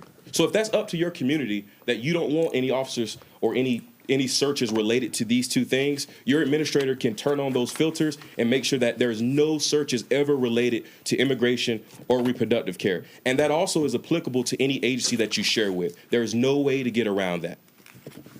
Again, permanent audit logs. Every time an officer logs in, makes a search reason, is permanently audited, cannot be edited, and you can always ask your account administrator to provide that for you. Federal limitations. No federal agencies have access to nationwide or statewide lookup. Again, no federal agencies have access to nationwide or statewide lookup. Only your agency can share their data, not Flock. So again, if your agency does not want to share with any federal agency, they can turn that feature off and it can never be accessed by any federal agency, period. This is a quick 3-minute video from Ashley, she's one of our product managers, and she's gonna walk you through just a quick 3 minutes about how the Flock system actually works. Do we have video? Sorry. You've probably heard. Hi. Probably need to. Can we turn that TV up if it's possible? I'm not sure if we're going to be able to have the audio work Okay. on the video. All right, cool. Well, we'll just get that sent to you later. All right. Got a few slides I want to show you all real quick about what we call myth versus fact. So there's a long myth that license plate readers can track people and show police everywhere they go. The fact of the matter is license plate readers take a point-in-time image of the rear of a vehicle on a public roadway. They do not continuously track vehicles. Any images not used for an investigation purpose are deleted. Courts have consistently found that taking images of public documents, license plates, on public roadways is not a violation of privacy. Another myth, license plate readers violate the Fourth Amendment. The fact of the matter is the appellate and federal district courts in at least 14 states, including the 9th and 11th Circuit, have upheld that using evidence from license plate readers as constitutional without requiring a warrant. And the latest case was out of Virginia. It was a federal court that upheld a case out of Norfolk that said that license plate readers do not violate the Fourth Amendment. because, again, they're taking pictures of a public document from a public roadway. Another myth, Flock sells customer data, compiling all of it into a national database. The fact of the matter is, your community owns 100% of your data, and it will never be sold. Only your agency decides who to share your data with, not Flock. And all data is hard deleted after 30 days. Another myth, Flock's private customers can access law enforcement data. The fact of the matter is, Flock's private customers only use our services for things like organized retail theft, and they do not have access to law enforcement databases. Another myth, Flock's license plate reader cameras use facial recognition. The fact of the matter is, Flock's license plate reader cameras do not use facial recognition, and the Flock license plate reader system cannot be searched for human characteristics like race or gender, period. Another myth, license plate reader cameras collect private information. Again, like I stated earlier, Flock's license plate reader system does not collect any private information or DMV records whatsoever. Myth, license plate reader cameras negatively impact communities of color. Fact, groups such as the historic Oakland, California chapter of the NAACP have endorsed our technology, specifically because it actually reduces bias in policing.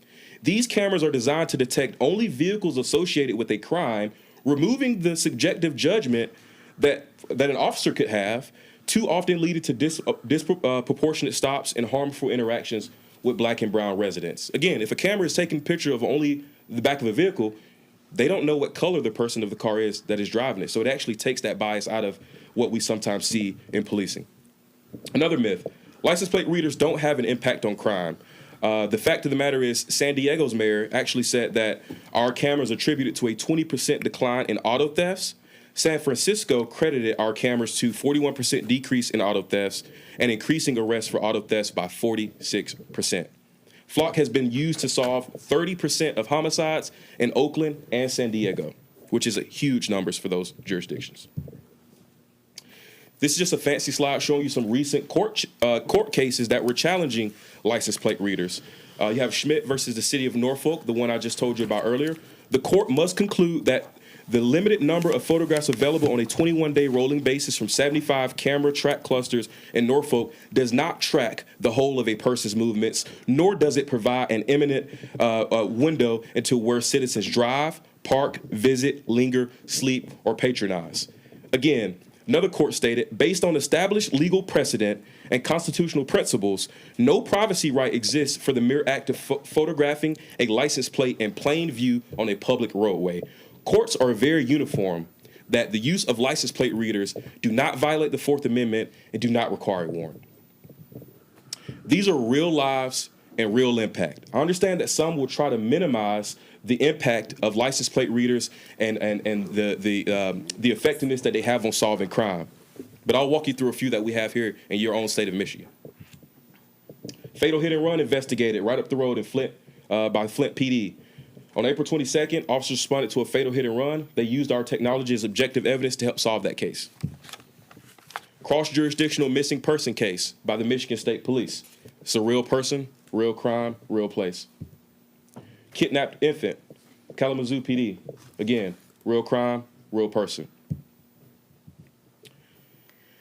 And I really want to talk about this slide real quick. This is Flock Safety's first stranger-on-stranger abduction case that was solved using our license plate readers.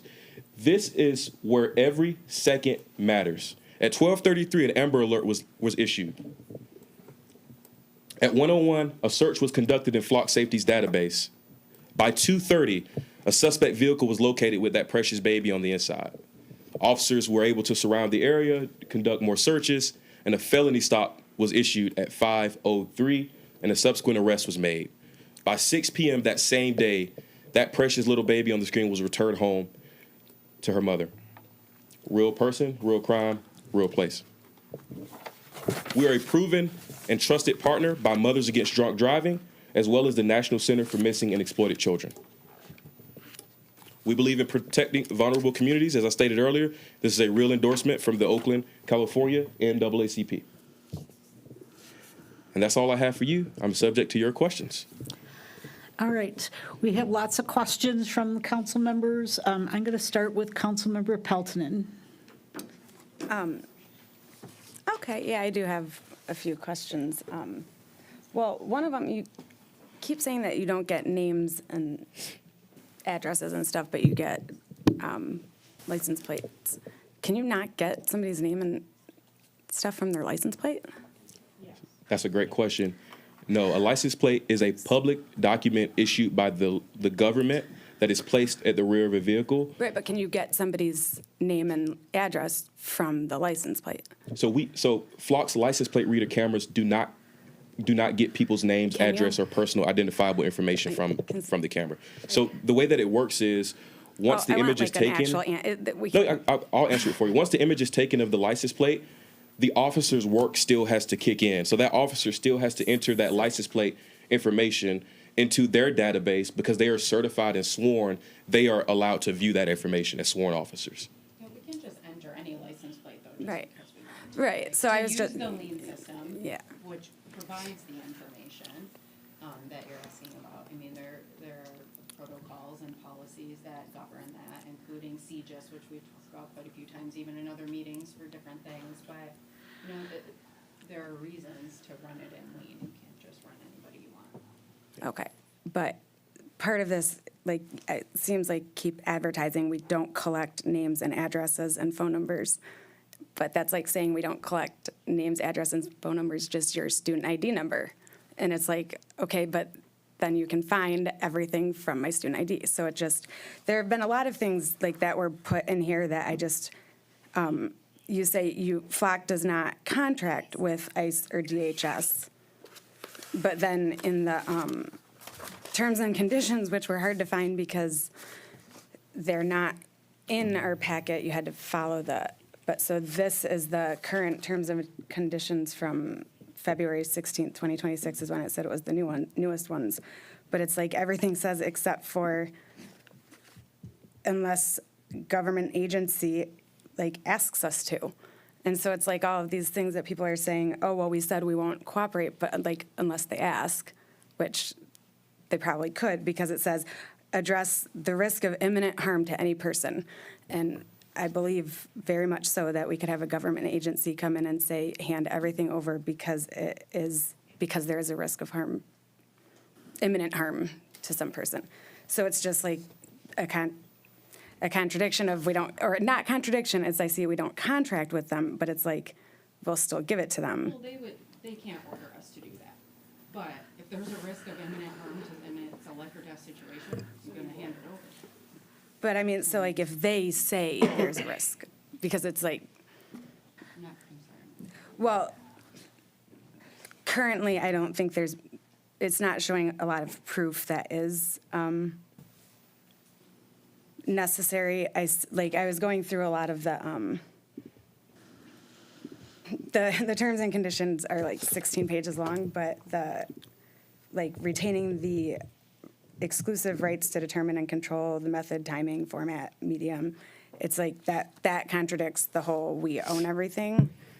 And then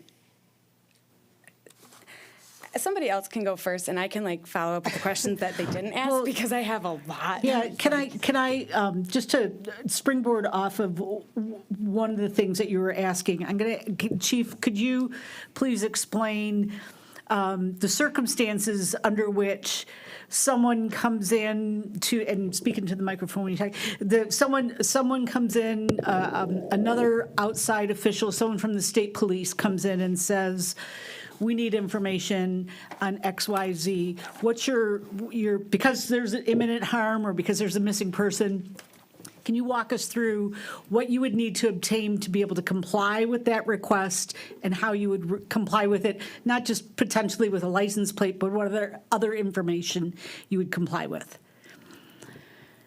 Well, we've never had I'm sorry, there's a lot of questions in one question, and it might be easier if I just explain, I guess. Go for it. Yeah, whatever, however you think you know where I'm going, so however you think you can address it. So the license plate reader, like the system is used, like, for instance, if we get a dispatch that someone's vehicle is stolen, So our officers are going to go in there and they're going to put that license plate in, and it's going to show any cameras that it hit on. So if it hit on one of our 4 cameras, it'll show us leaving the city. But maybe it didn't hit on one of our 4 cameras because it doesn't cover every, exit and entrance of the city.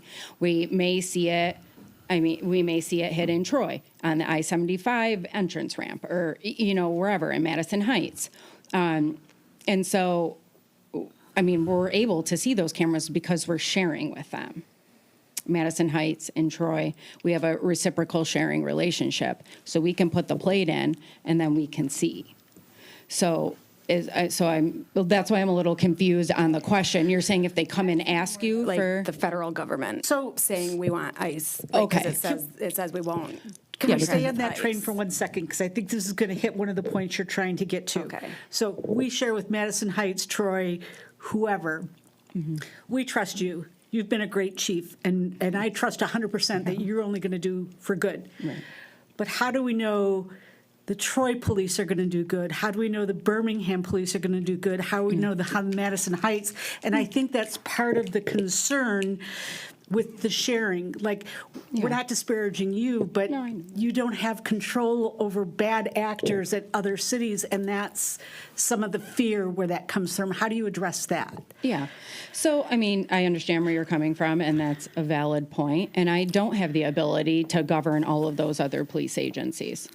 But with that being said, you have to be able to trust them the same way that you trust us. And are there bad actors in some police agencies? Sure. Are there bad doctors? Are there bad lawyers? Are there bad persons in every single, field that you may work in? There are. But for the most part, you have to be able to trust that everybody's using these the proper way. And there are the built-in safeguards, like has already been discussed, the audit trails. Like, you can see every single time that that's ran. Like the what? Oh, no. The Point of user's order. ID. It'll show like the department and the user's ID, the reason. We require a case report number, or if there is no case report number, a very detailed response so that I can track it when I do an audit in order to be able to look up what they were, using it for. And for instance, one that I had to look up in one of our audits was, I forget the exact investigation, but I think it was auto theft.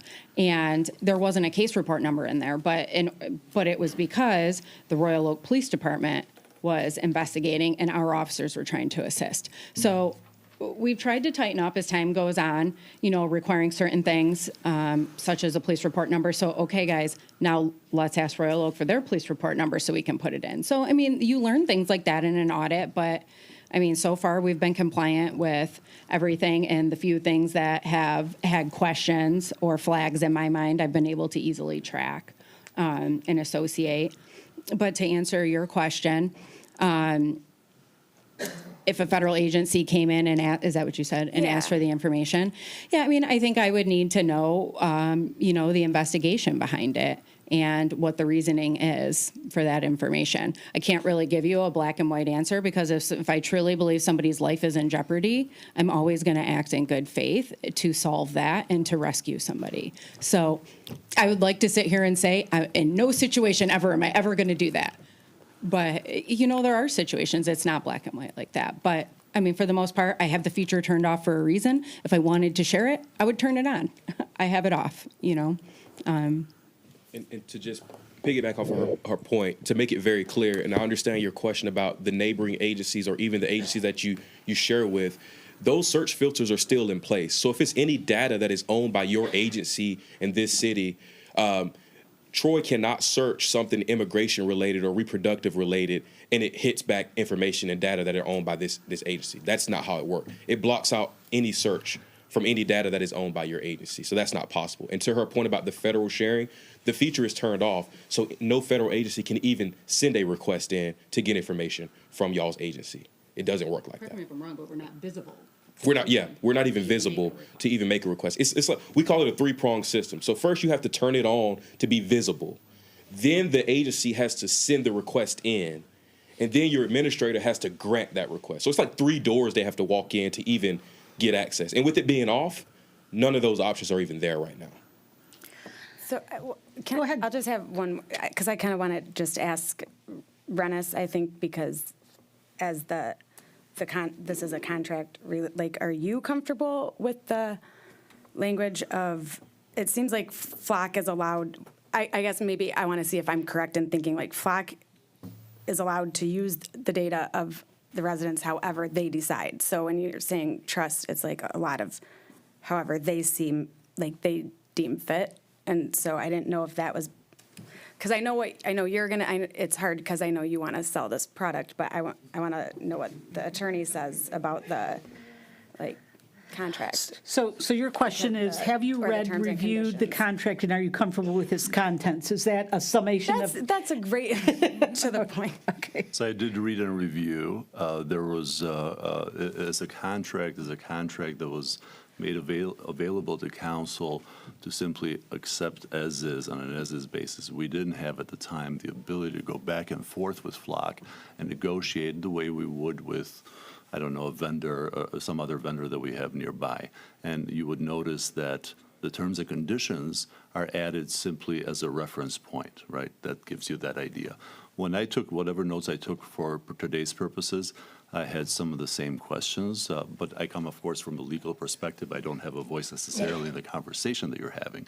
From a legal perspective, I did notice that there was a perpetual data license that is referenced in the terms and conditions. I imagine that that's one that will be of some concern and/or conversation for you as a talking point. I noticed that our liability cap pursuant to the contract stands at $12,000.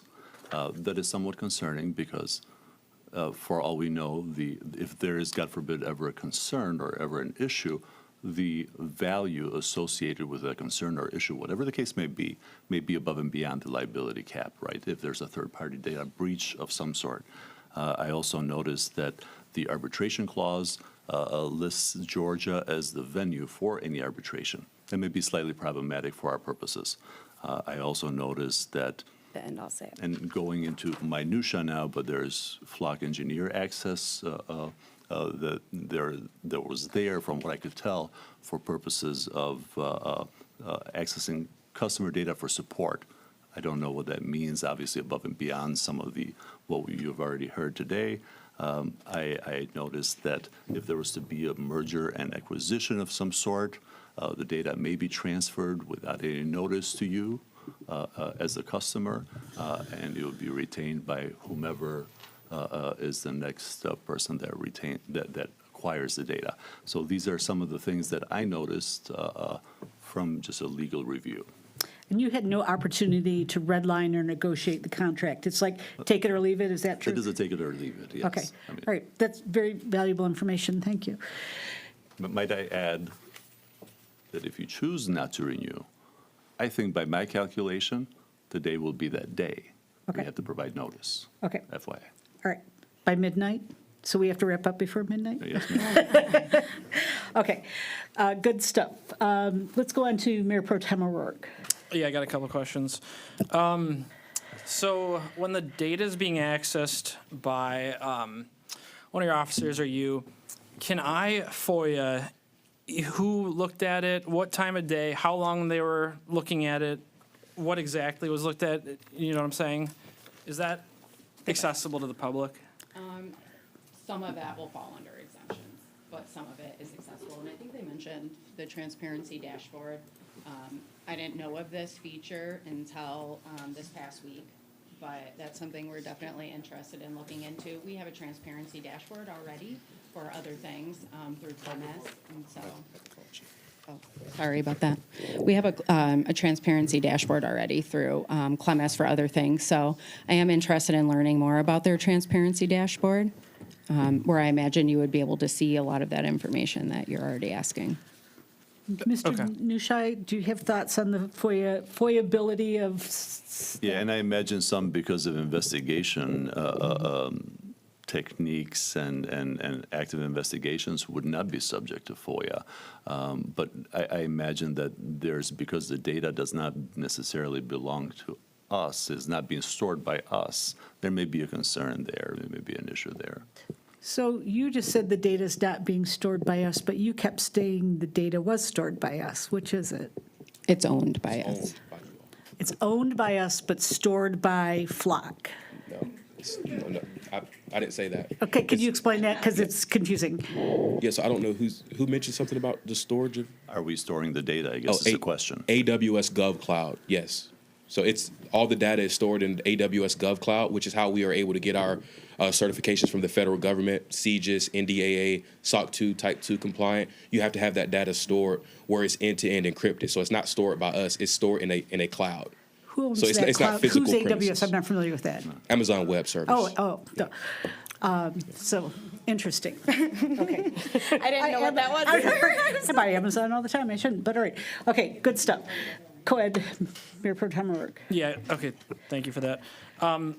And Clawson's a very safe city, obviously. And I'm sure some of the cases that were solved by these cameras would have been solved through normal, good police work. But is it do you see this as a detriment if this doesn't continue,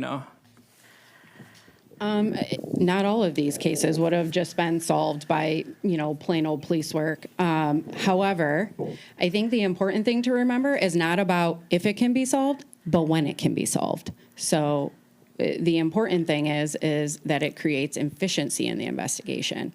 And when somebody's life is in danger or somebody's missing, this is what, quite frankly, it solves the case almost immediately in some situations. And like I had mentioned before, I spent several years in the Detective Bureau. So just because we have cameras around town at businesses and homeowners, Ring, whatever, it doesn't mean they're good cameras. It doesn't mean that they capture license plates. It doesn't mean that I can get a hold of the owner after calling repeatedly to try to view the footage. And sometimes that footage records over after a few days, depending on what's being used. So sometimes just because we have cameras doesn't mean you're getting the footage that you need to solve crimes. Having an actual license plate is what you need oftentimes to solve the crime.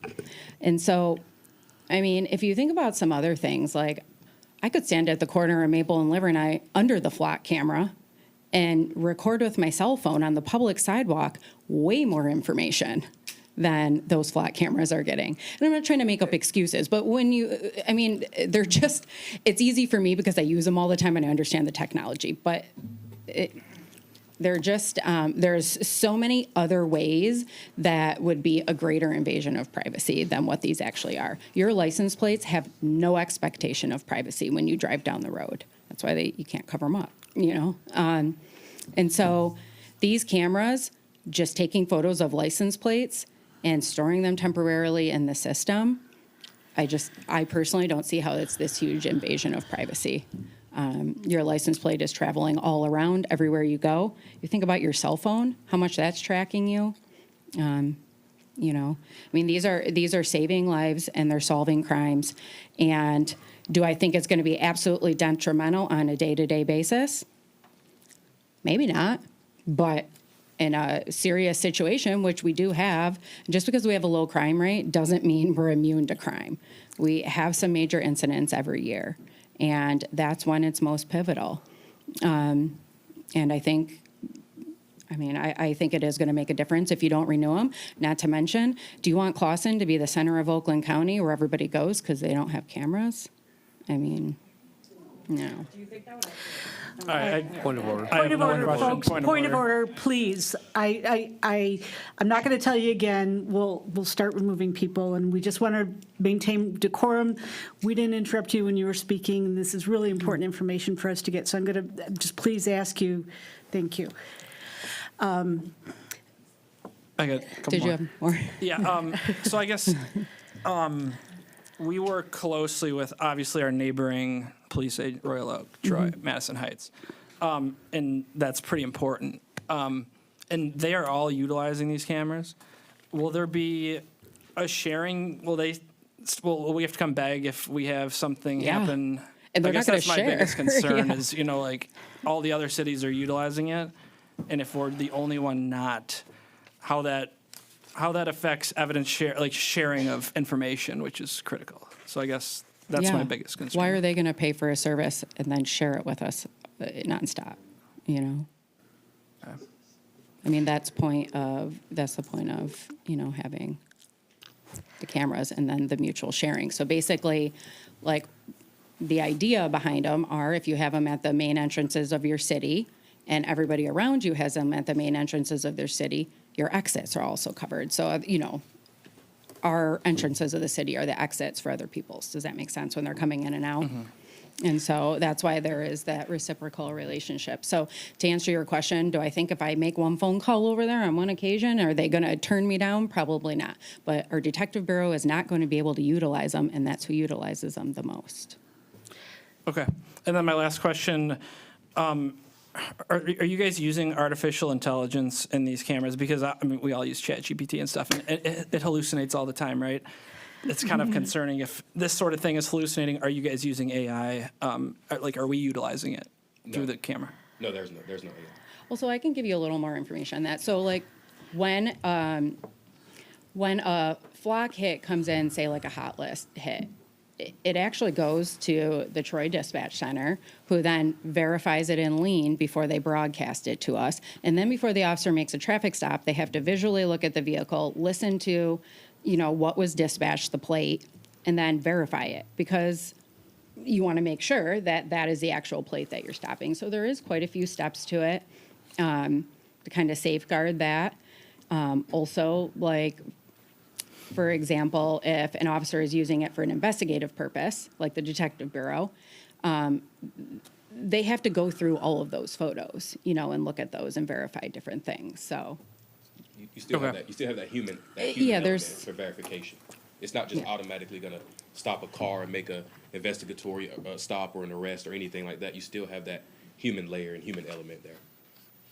Okay. All right. Thank you. If I could just, before I move on to the next person, springboard off of part of your question, we border a little bit of Birmingham, Royal Oak, Troy, Madison Heights. Do all of our bordering communities have it? Yes. They do. They all do right now. Okay. Well, any confirmation that they're going to renew as well? Because, like, we have it right now, too. Yeah, I've spoken to a few of the agencies. I don't want to give them by name because I didn't ask permission to discuss what was discussed. But most of the agencies don't have any pushback from their community or their council. And so they haven't really faced what we have.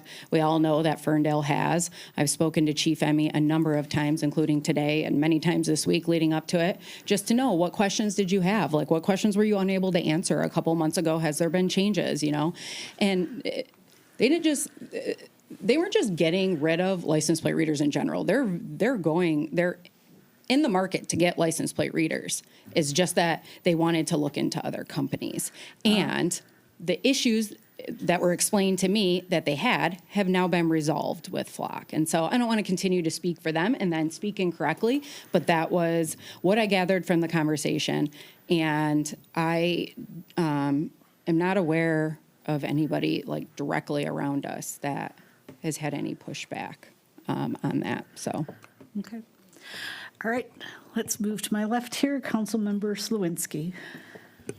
My questions were answered with the contract questions and the liability, so I have no further questions.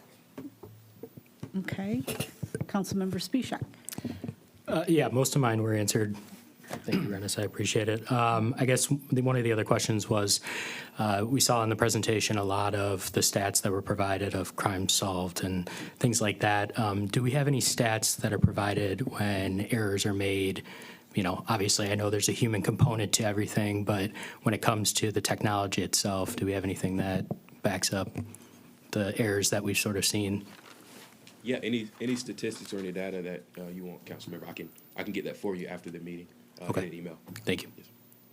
and just to answer your question for Clausen, I'm not aware of any errors that have been reported or any citizen complaints that have, or internal investigations that have been associated with our use of the flock cameras for the past 2 years. Oh, yeah. Thank you, Chief. Yeah, Clausen specific, I'm not aware of. So. Councilmember Tinlin.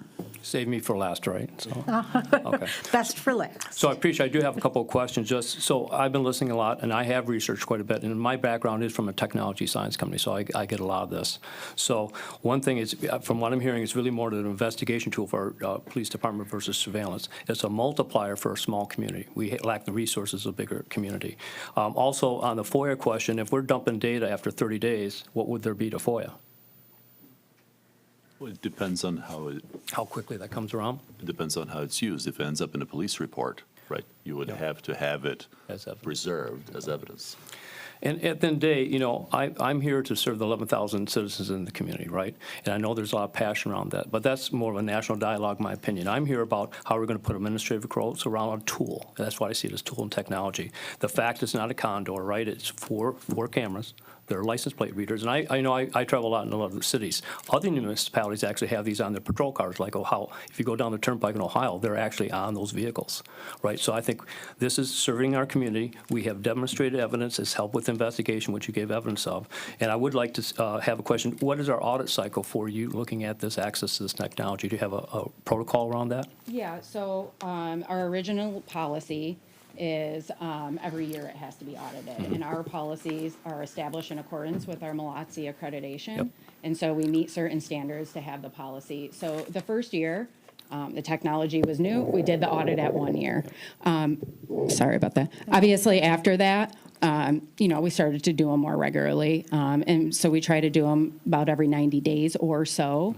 And we could do them every month, but it's just that we don't, they're time consuming and we don't have the manpower and we don't have the resources to continue to do it. And so I'm excited to hear about this new feature I thought was coming out this month, the proactive auditing. So I don't know a lot about it, but from my understanding of what I learned this week is that it has the ability to, I guess if you turn the feature on, it has the ability to flag anything that would be unusual. So it at least brings it to your attention right away. So we have the option to look into that if we want. Okay. And that's free. Yep, Right, that's yeah. a part of your subscription package. And I think you touched on it too, because, I love transparency. So if you have a transparency feature, we can add our right to your existing transparency. That's even better for the education of the community. And again, I get out a lot, so I've been really looking at Flock. And, of the 11,000 people, I would say half my conversations, depending on their age group and their technology, is the first answer is, what is Flock, right? So I spent a lot of time explaining it. So I think it's really about looking at this tool and make sure we have proper local governance to control that with administrative guardrails. And I'm not sure about it. I love terms and conditions as well. Does Flock allow a municipality to renegotiate the terms and conditions in your standard contract? That's a legal question, and I'm not a lawyer, but I can definitely ask our legal team and get that answer back to you all. I'm sure you have a contact, but if you don't, I'll make sure you get a contact right after this meeting to be able to ask that specific question to Yeah, them. for customization, because at the end of the day, you're providing a tool, we provide the governance in how to use that tool, right? So you don't run around with scissors, right? So we got to put a clamp around this tool. So if we can look and have a legal say more in that terms and condition, I feel better about that too. That's it. That's it? That's all you got? So going back to FOIAs, the audit log would be FOIAble, right, though? Like I know that someone hates me and looking me up and I want evidence of that or whatever. I mean, the audit log should be FOIAble, right? How many... Does it make sense? Yes? It should be, depending on the information that's contained, that unfortunately I'm not familiar with. Yeah. Are you referring to the audit that I do or the audit log that's in the system that you can run? My understanding, or? there's an audit log. Someone goes in, finds Sue Moffett because she's annoying, and they look up that license plate. And so whatever excuse that police officer's logging in, he's putting why he's looking for something and what that license plate number is. And you said it keeps it for a year. You audit it once a year. But if I was saying, hey, I know police really are following me and trying to get evidence on me, I could ask for that. I could FOIA that.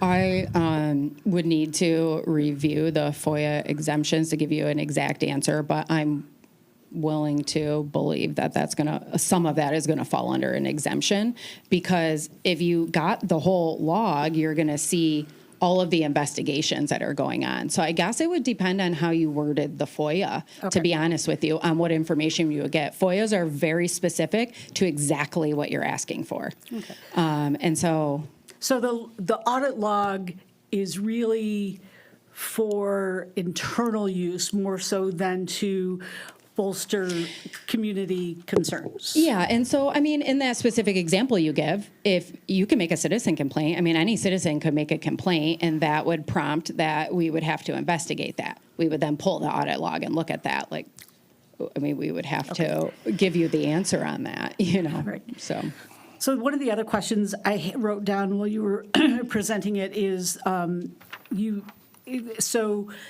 it's taking a picture of the back of the car. A lot of times when people have a temporary thing, it's in the window. Does it capture the temporary tag in the window, or is it just actually get a license plate?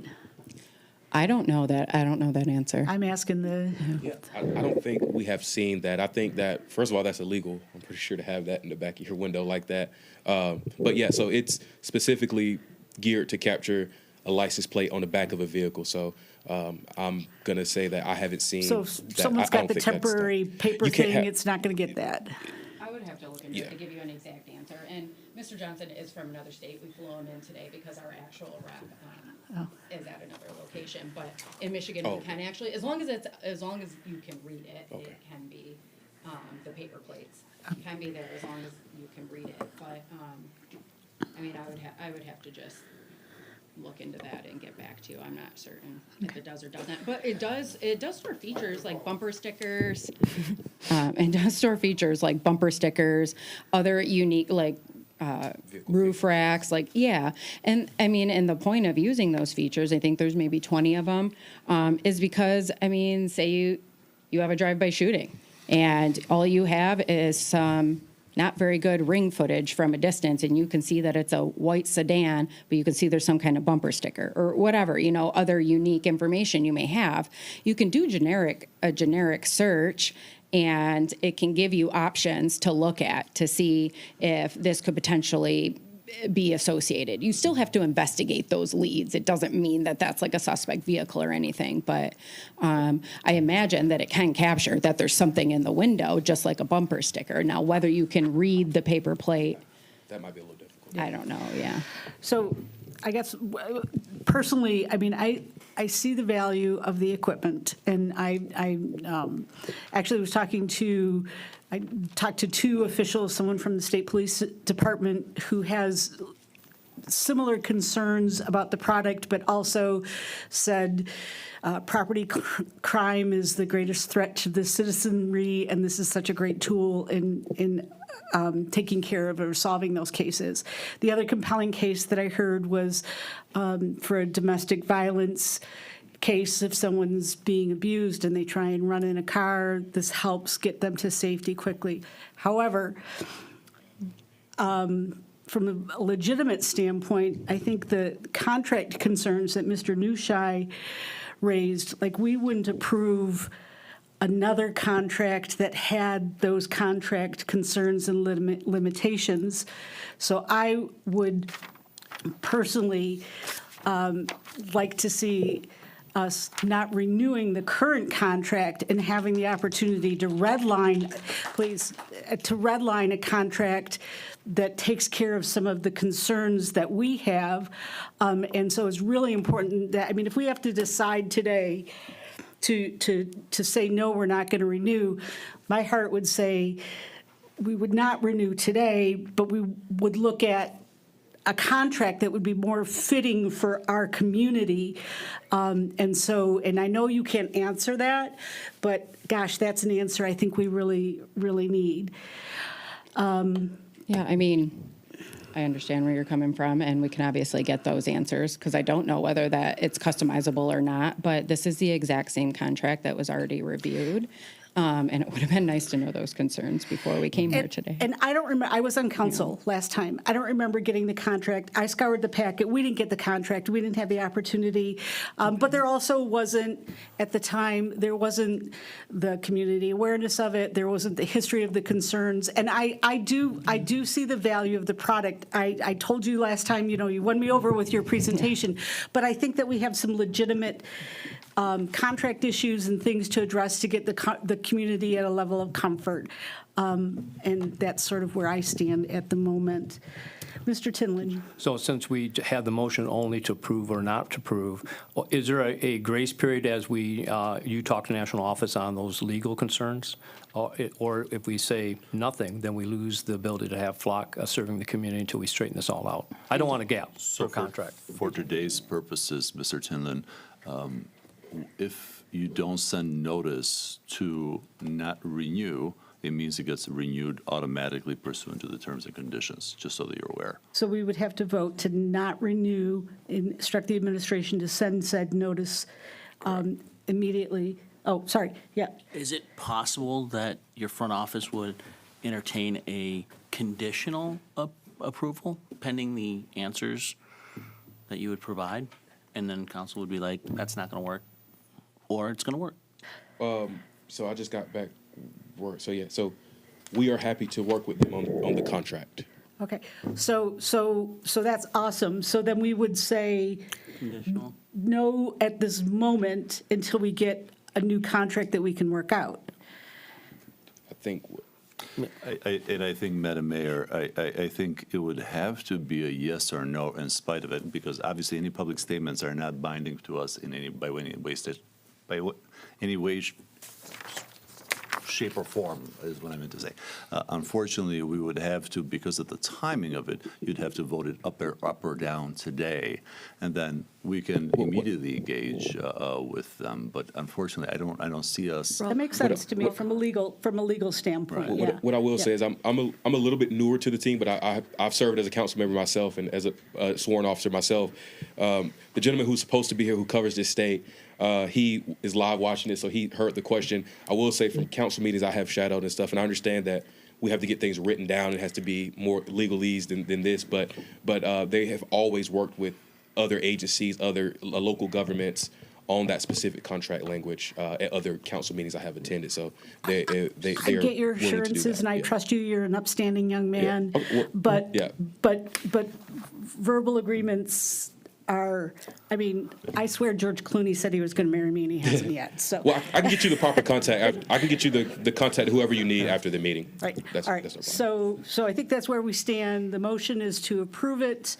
My question was, though, if we say no, we lose Flock access immediately, Well, we'll lose it on the date that the contract expires, yes. which is May 22nd. 22nd.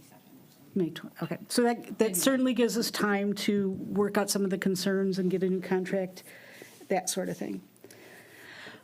All right. I will, for our purposes, I will compile a list. I'll add that there was also, just from my memory, just so that you're aware, there was also if there was ever a breach of your data, there was no duty to notify that I could see from the contract. And I imagine this council will want some information like that as well. So you want full opportunity to redline? But I would love to, yes. Yeah, I think that's what we're looking for. All right, so are you, Well, I was just thinking, can we also just entertain the motion of just saying, like, he doesn't have to go through, like, if more of us just don't, like, I'm not interested in seeing a different contract. well, that's Right, but I was a separate topic. So, I mean, the motion on the table is to renew or not renew, so let's have a roll call for that. Okay, that just as. Councilmember Tinlin, yes. Mayor Moffett, No. Mayor Pro Tem O'Rourke, Yes. Councilmember Peltonen, No. Councilmember Slawinski, No. Councilmember Spishak. No. Okay, so we have voted not to renew the contract. We're asking for, all right, please. So you're going to work with our attorney. We're going to see where we can go from here. So more to come on this topic. Thank you both very, very much for all your time answering all our questions. We appreciate everything that you've done and that you do. So thank you. Thank you. All right. I just want to add one thing too, while I'm sitting here, obviously. Talk in the microphone. While I'm sitting here, obviously, there are a lot of people, sending me things to my phone, and I just happened to read one of them, and it's from a sergeant who was working today that said, "We just solved a domestic violence case using our flock cameras today." So just because I don't have every single story to bring you today, because I don't have the time to go through every single case, doesn't mean that there aren't more that we're utilizing this in. So, Like I said, I just can't say enough how pivotal Right. it is. There's a lot of value to it. I think we just need some sense of security. We have a lot of people with a lot of concerns, and we're just trying to dot all our i's, cross all our t's. So appreciate you very much. Thank you. All right. Moving on. Okay, we are moving on to item 9C, which is consideration of approving a proposal to conduct a pilot study for the North Main Street Road Diet. I move the proposal from State Barricade to conduct this pilot study in the amount of $3,015 to study the potential road diet on North Main Street and authorize the lane modification between May 11th and June 15th be approved. Second.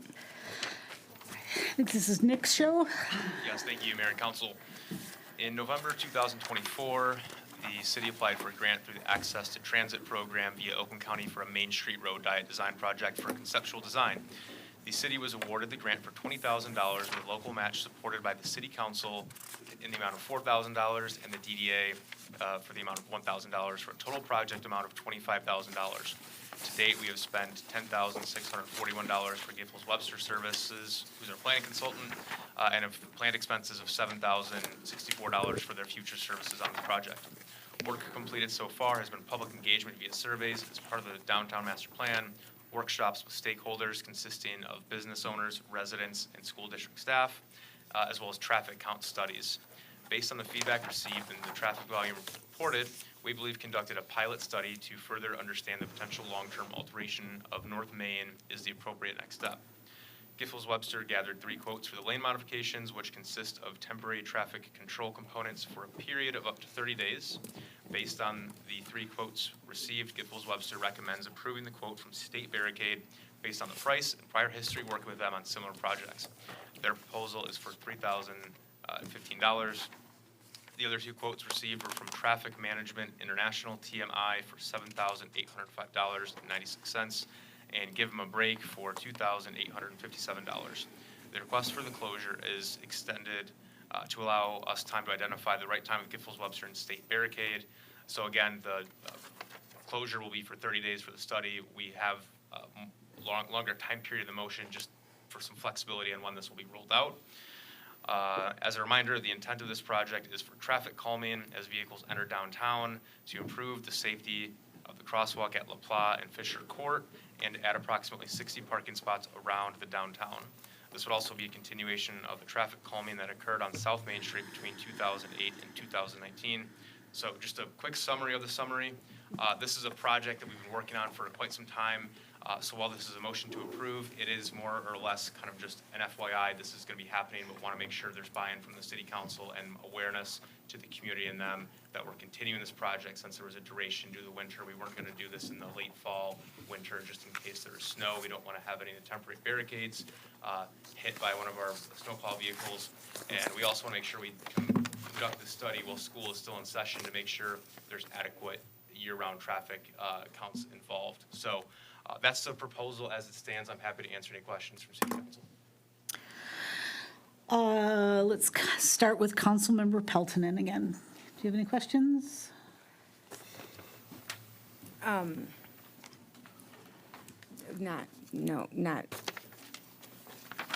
Not at this time. So, no. Okay, Mayor Pro Tem O'Rourke. Nothing from me. I mean, it's a pilot study. I'd probably have more questions if this, finalizing something, but I'm all for seeing how this affects North Main there, so. And just real quick, so we do have some data that was collected in the late summer, early fall, and so we'll compare that data once the pilot is post-conducted to see what it does, if anything. So just want to chime in on that real quick. Okay, yep, you have my support in this. Councilmember Slawinski. No questions at this time. This was very well put together. Thank you. Councilmember Spishak. No questions for me. All right, Councilmember Tinlin. Well, I manned the city table, I think, during Clausen Fest when this was a topic, so I know all about it. And I just appreciate that we're doing it this way versus other municipalities. They don't do a traffic study and feed that back to the community. They just go ahead and do it. And I won't name that city. But I'm glad that Clausen's doing it this way. So I have a question. Happy to answer. So all the changes that would happen would be like with redirecting traffic and striping and that kind of stuff. There's no construction that would happen here or modifications of the physical road. It would just be, if like we did the study, it's like, great, we get all these extra spots, we're going to do it.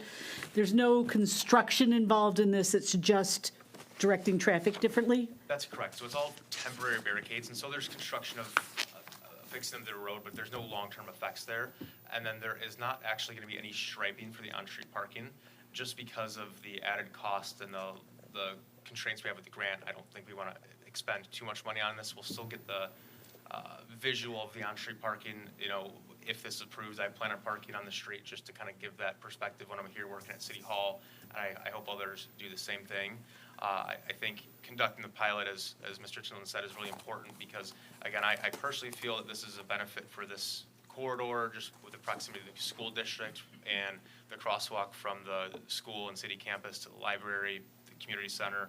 I think there's a lot of benefits, but again, that's just my perspective based on the data, and I think doing a pilot will really give us the ability to make an informed decision if the long-term infrastructure improvement is something we find viable. So I asked my question wrong then. We do the pilot, we're like, this is great, we're going to do this permanently. The permanent implementation, is there any road construction or is it just redirecting stuff? For the permanent, Yeah. there would be infrastructure needed, just essentially where the curb cuts are to give it more of that added barricade for the on-street parking. We haven't done a lot of that exploration just because, again, we're not going to invest time and energy into what the long-term would be if we don't even know if we're going to pursue that. But what I would add is we've worked pretty well with the county at this point, and if the city of Clausen makes a decision to explore this more, I believe we'd have a good opportunity to receive more grant funding in the future to help support identifying what those changes would look like and hopefully making those infrastructure changes. Okay, all right, so this is all just sort of very theoretical right now. Yes, just to give an idea and to get some feedback, and I think there's going to be some people that think it's great and some people that don't, but I think it's important to get that information before we make a long-term investment. Okay, all right. Those are my questions. Hearing no other questions, roll call, please. Mayor Moffett, Yes. Mayor Pro Tem O'Rourke, Yes. Councilmember Peltonen, Yes. Councilmember Slawinski, Yes. Councilmember Spishak, Yes. Councilmember Tinlin. Yes. All right, we have just approved moving forward with the proposal for the state barricade pilot study running from May 11th to June 15th. Our next item, 9D, is consideration of the second reading of ordinance number 799 to amend the Clausen Code of Ordinance, Chapter 66, Streets, Sidewalks, and Other Public Places, Article 2, Construction, Repair, and Excavation, Division 1, generally Section 66-45, Construction Vehicle Routes, to regulate construction vehicle routes within the city of Clausen, to establish conditions for the use of designated routes, establish enforcement, and to prescribe penalties therein. Madam Mayor, I move the second reading of ordinance number 799 to amend the Clausen Code of Ordinances, Chapter 66, Streets, Sidewalks, and Other Public Places. Article 2, Construction, Repair, and Excavations, Division 1, generally, Section 66-45, Construction Vehicle Routes, to regulate construction vehicle routes within the city of Clausen, to establish condition for the use of designated routes, establish enforcement, and to prescribe penalties therein, be approved. Support. All right. Dick, is this you again? It's you? This ordinance was first presented to the City Council during the March 17th meeting. During that discussion, it was recommended to modify some of the requirements that were first presented, but still implement clear enforceable framework governing the use of city streets by heavy construction vehicles. Under the proposed ordinance, developers and contractors would be required to obtain city engineering approval of a designated haul route prior to commencement of any significant construction activity. Participation in pre-construction meeting, execution of a haul route agreement, and the posting of financial assurance for road repairs would all be conditions of permit issuance. The ordinance further authorizes the city to erect route signage at the developer's expense, provides a written violation notification process, and establishes civil infraction penalties and stop work authority for repeated noncompliance. This was as amended. Remember, this is the second reading. We had a bunch of questions. The first one, I presume nothing has changed, so I imagine we look forward to the vote. Awesome. Let's make sure there's no questions. I'm going to not call anyone. I'm just going to look this way, and I'm going to look this way. And all right, we can do a roll call then. Mayor Pro Tem O'Rourke? Yes. Councilmember Pelton? Yes. Councilmember Slawinski? Yes. Councilmember Spishak? Yes. Councilmember Tinlin? Yes. Mayor Moffett? Yes. All right, we have just approved ordinance 799 as amended. Moving on to item 9E, which is consideration of approving the land division request to split the property commonly known as 735 Renshaw, partial ID 16-25-3-153-064.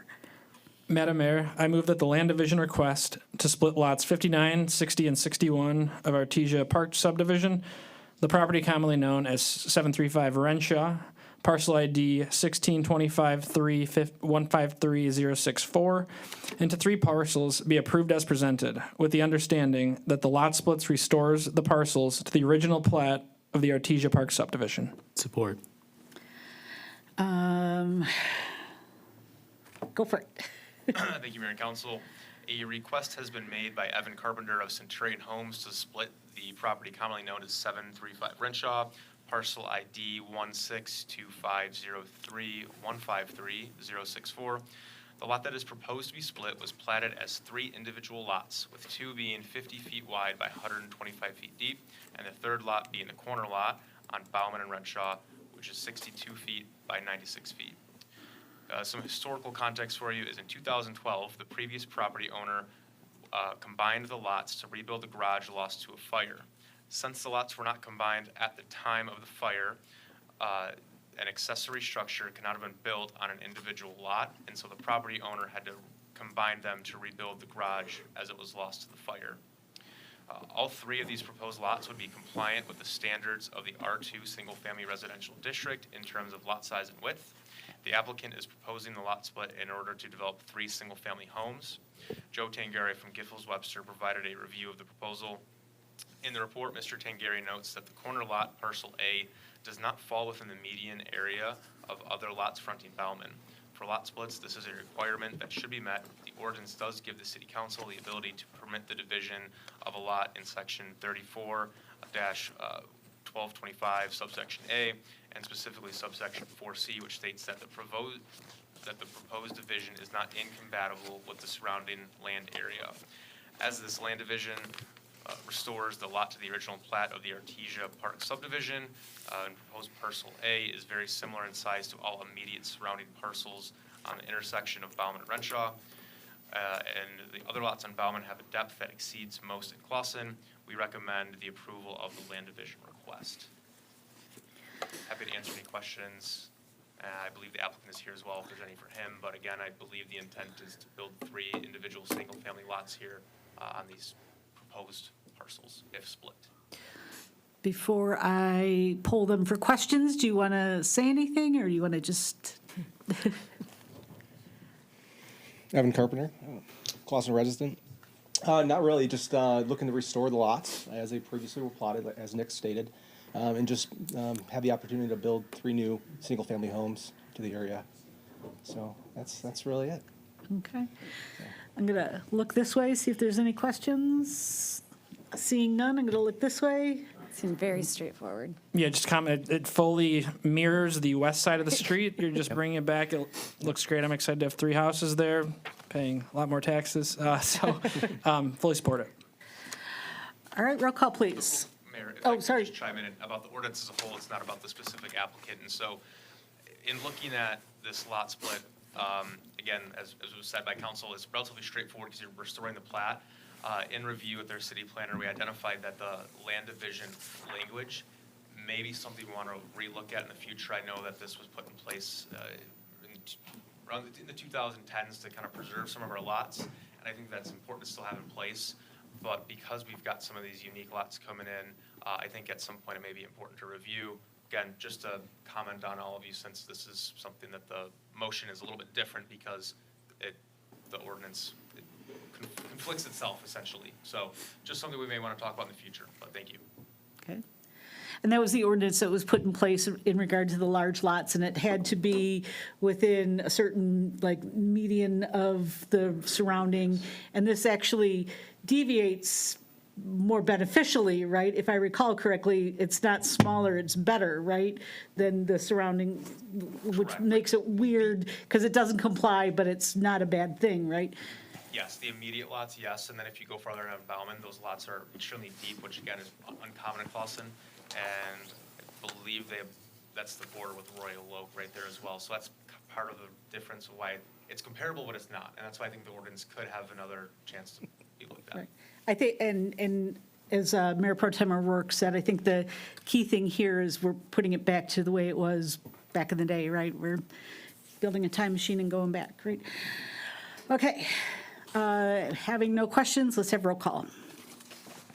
Councilmember Peltonen, Yes.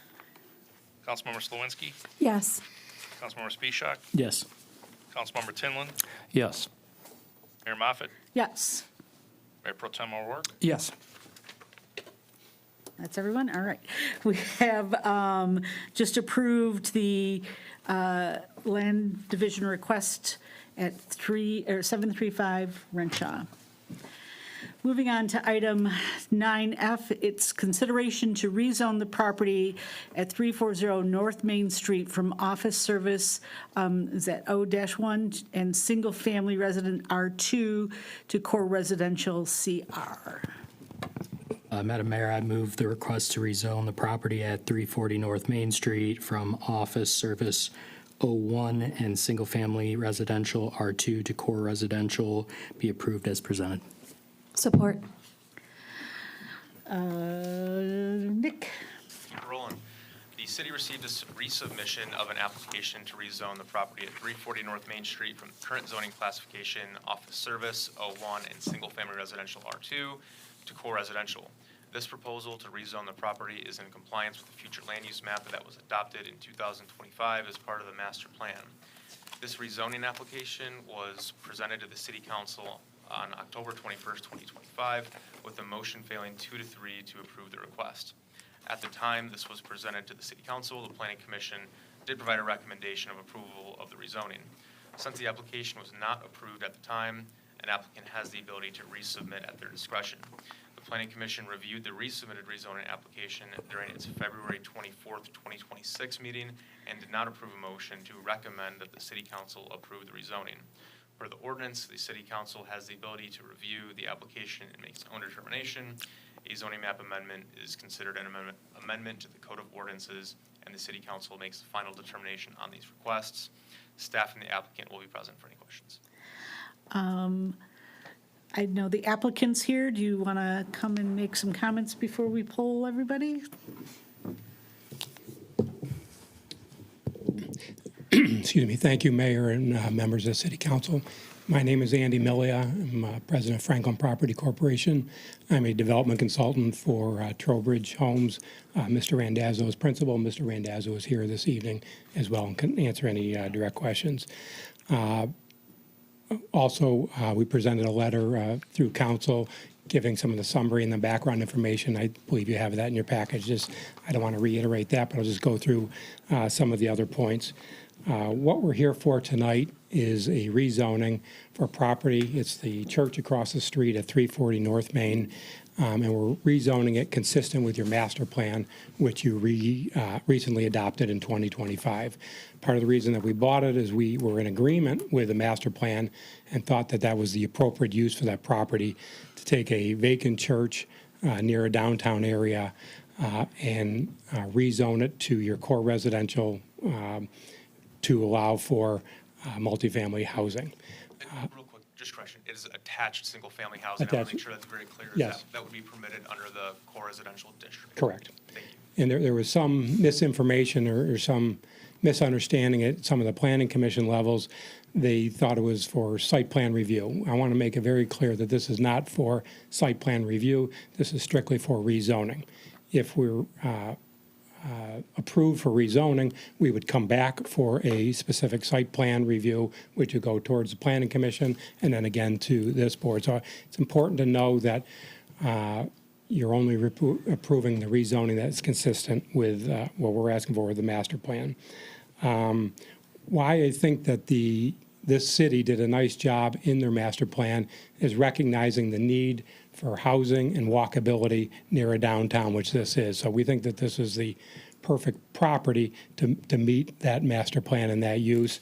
And we think that what will ultimately be developed there is consistent with the vision that this city had. It'll bring young families to the community. It will allow existing families that want to downsize into the community and have walkability to the downtown. And it also adds needed housing to support, your growing retail base. What we're looking for is, and what's missing in this market is what's called middle housing or missing middle housing. Affordable housing is kind of a term that's not even used anymore. These aren't McMansions. This would be missing middle housing. It's allowing for a price point where young families can move up, stay in the community. Empty nesters can move down, stay in the community. So it's a very important housing need. The current zoning is a split zoning. It allows for office and single-family residential. There's no need for office on that site. Even if the land were free, building a new office building would not be feasible there.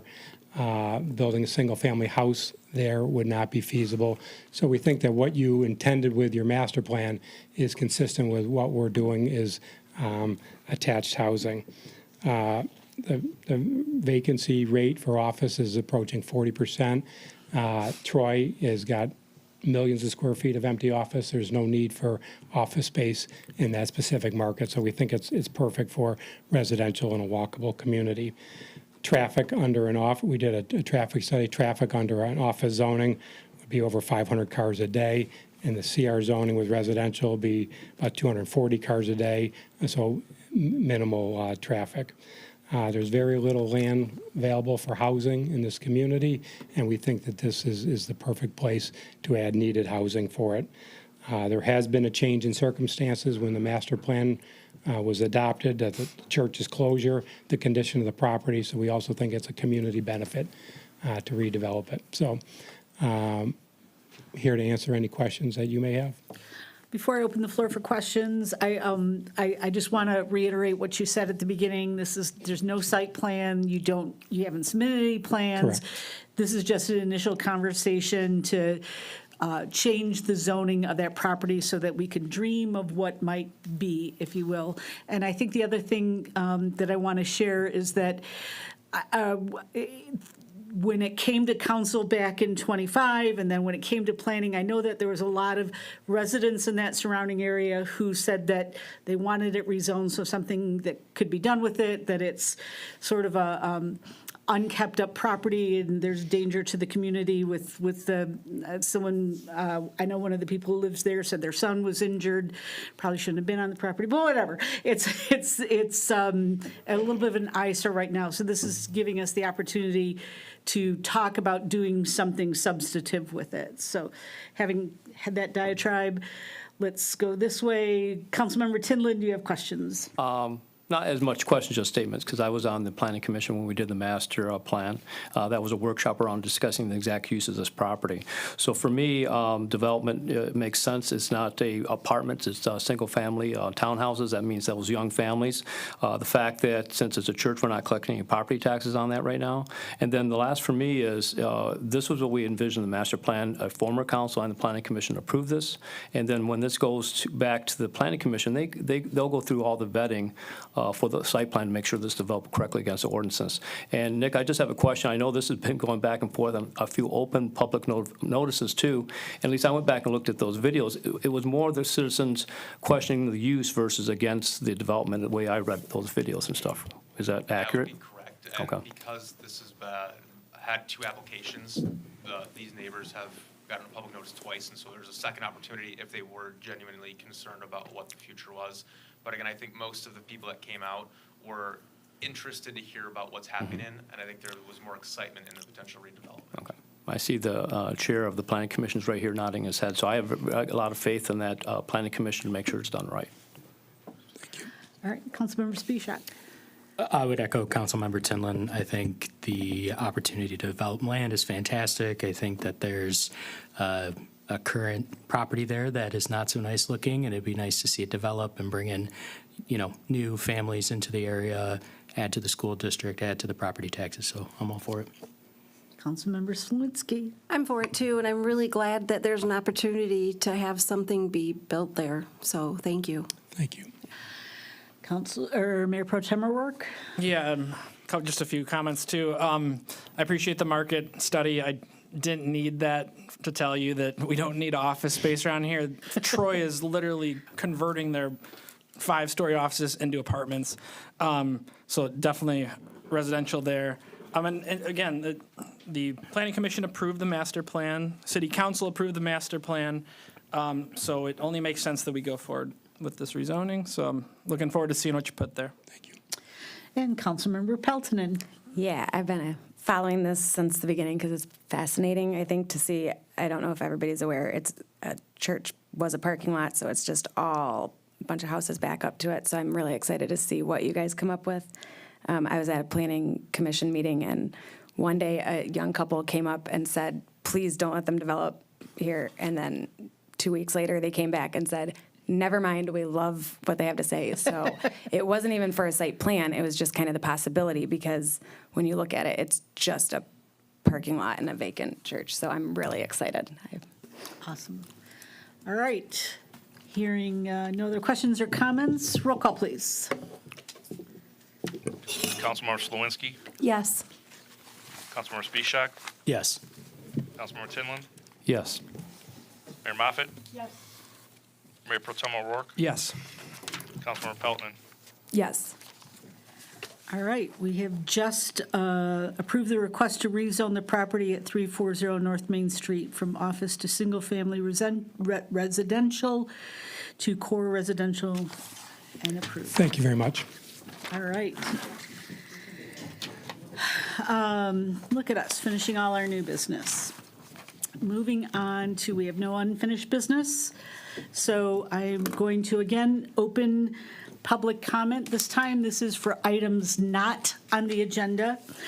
So if you have comments about items not on the agenda, I welcome you to come to the podium. Please state your name and whether you're a resident of this fair city or not. You'll be given 4 minutes to speak. And again, we remind you that this is not a back and forth, but we will try and capture questions that you ask and address those during the upcoming comments section. So please come forward for items not on the agenda. Scott Manning, member of the Clausen community. I don't need 3 minutes. I only need 1 minute to say appreciation for Nick and for the building and zoning team in dealing with a problem that I had with a contractor on a bathroom renovation. Our city employees and officials don't all get the credit for the efforts they put to helping us resolve issues. And my months-long saga with a company was resolved only because I had the persistence of folks who are working for the city helping to get that contractor to do their job. And so I lift my appreciation for the people we have working here. Thank you. Anyone else who would like to speak to items not on the agenda? I promise I'll be really quick because I want to get home to my child, but I just wanted to say thank you for actually representing the democratic process tonight. We did not see that at the Oakland County Board of Commissioners. A lot of drama there if you aren't caught up on that. But I also wanted to let you know that I am personally in contact with State Representative DeSanta. He is working on legislation that would permanently ban flock in Michigan. And I do have more information on the Ferndale City Council member who has the full spreadsheet of how flock was used. And I recognize that you guys acknowledged that you had a salesperson here and that the actual legal language of the contract is different than what is presented in a marketing pitch. So thank you. And let me know if you need any of that information. Thank you. Does anyone else want to speak to items not on the agenda? Hello, how are you? I just wanted to say I appreciate everybody with their hearing everybody out and. Can you share your name and if you're... Hi, my name is Isaac. I'm a resident of Oakland County. Okay. I had an idea that I know this is technically, well, if they could technically come up with, okay, let me start over. Got a little ahead of myself. Hi, how are you?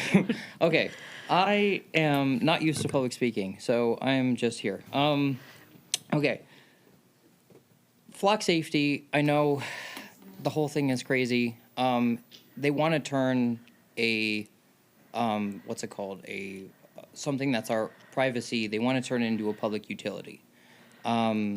And I had an alternative.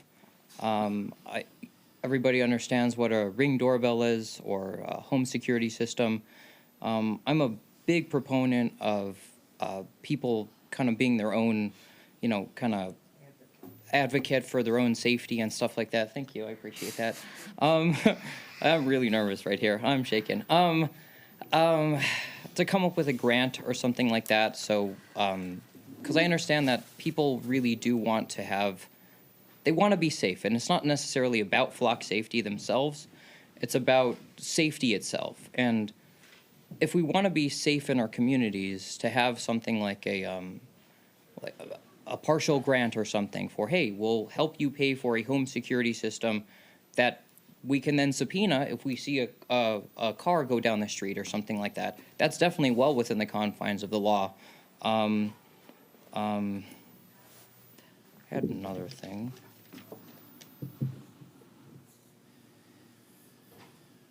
Yeah, it's really just, it's not required for the safety of the community. It's something additional. That's what flock safety is ultimately. Thanks for hearing me out. Thank you. Thank you. Is there anyone else who would like to speak to items not on the agenda? All right. Seeing no one getting up, I'm going to close public comment, and we'll move on to the city clerk's report. Nothing tonight, ma'am. All right, thank you. How about the city attorney's report? Nothing tonight, ma'am. All right. City manager's report. As tempting as it is to follow suit, I have a construction update. Repeating myself here for the last couple of months, just for everyone's awareness. Elmwood, remediation of cracks and defects along with punch list items continues, as well as landscape restoration.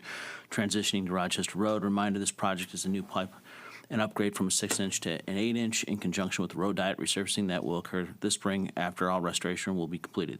The water main installation and cutover portion of this project has been completed now for several weeks. We are now waiting on cure times on some concrete restoration that was weather dependent and was necessary before the road diet portion begins.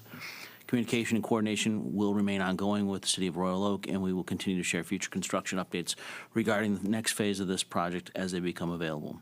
The Chocolate, Goodale, and Leroy water main replacement project, we are expecting a pre-construction meeting next week.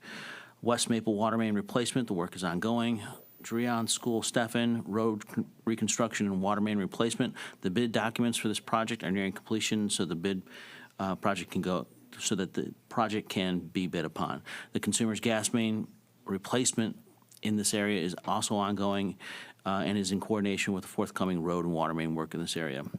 The Berkeley City staff responsible for successfully implementing their on-street parking program are currently scheduled to present at our May 5th regular city council meeting. A reminder, tomorrow at 6:30, we'll have a budget workshop, and Thursday, we have a special meeting for council to decide on the applicants who will be interviewed at our special meeting on May 4th, and we'll also have some budget work as well, if necessary.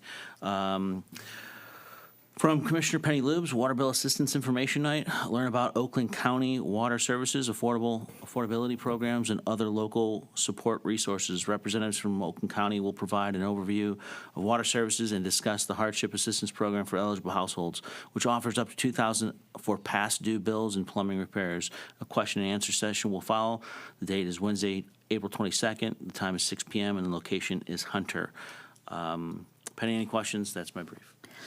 I have a quick question about, and I'm sure you guys heard about it because I know the resident called, but there was, in conjunction with the work being done in Elmwood, there was a resident who expressed concern about the concrete water chute being rinsed out into her ground.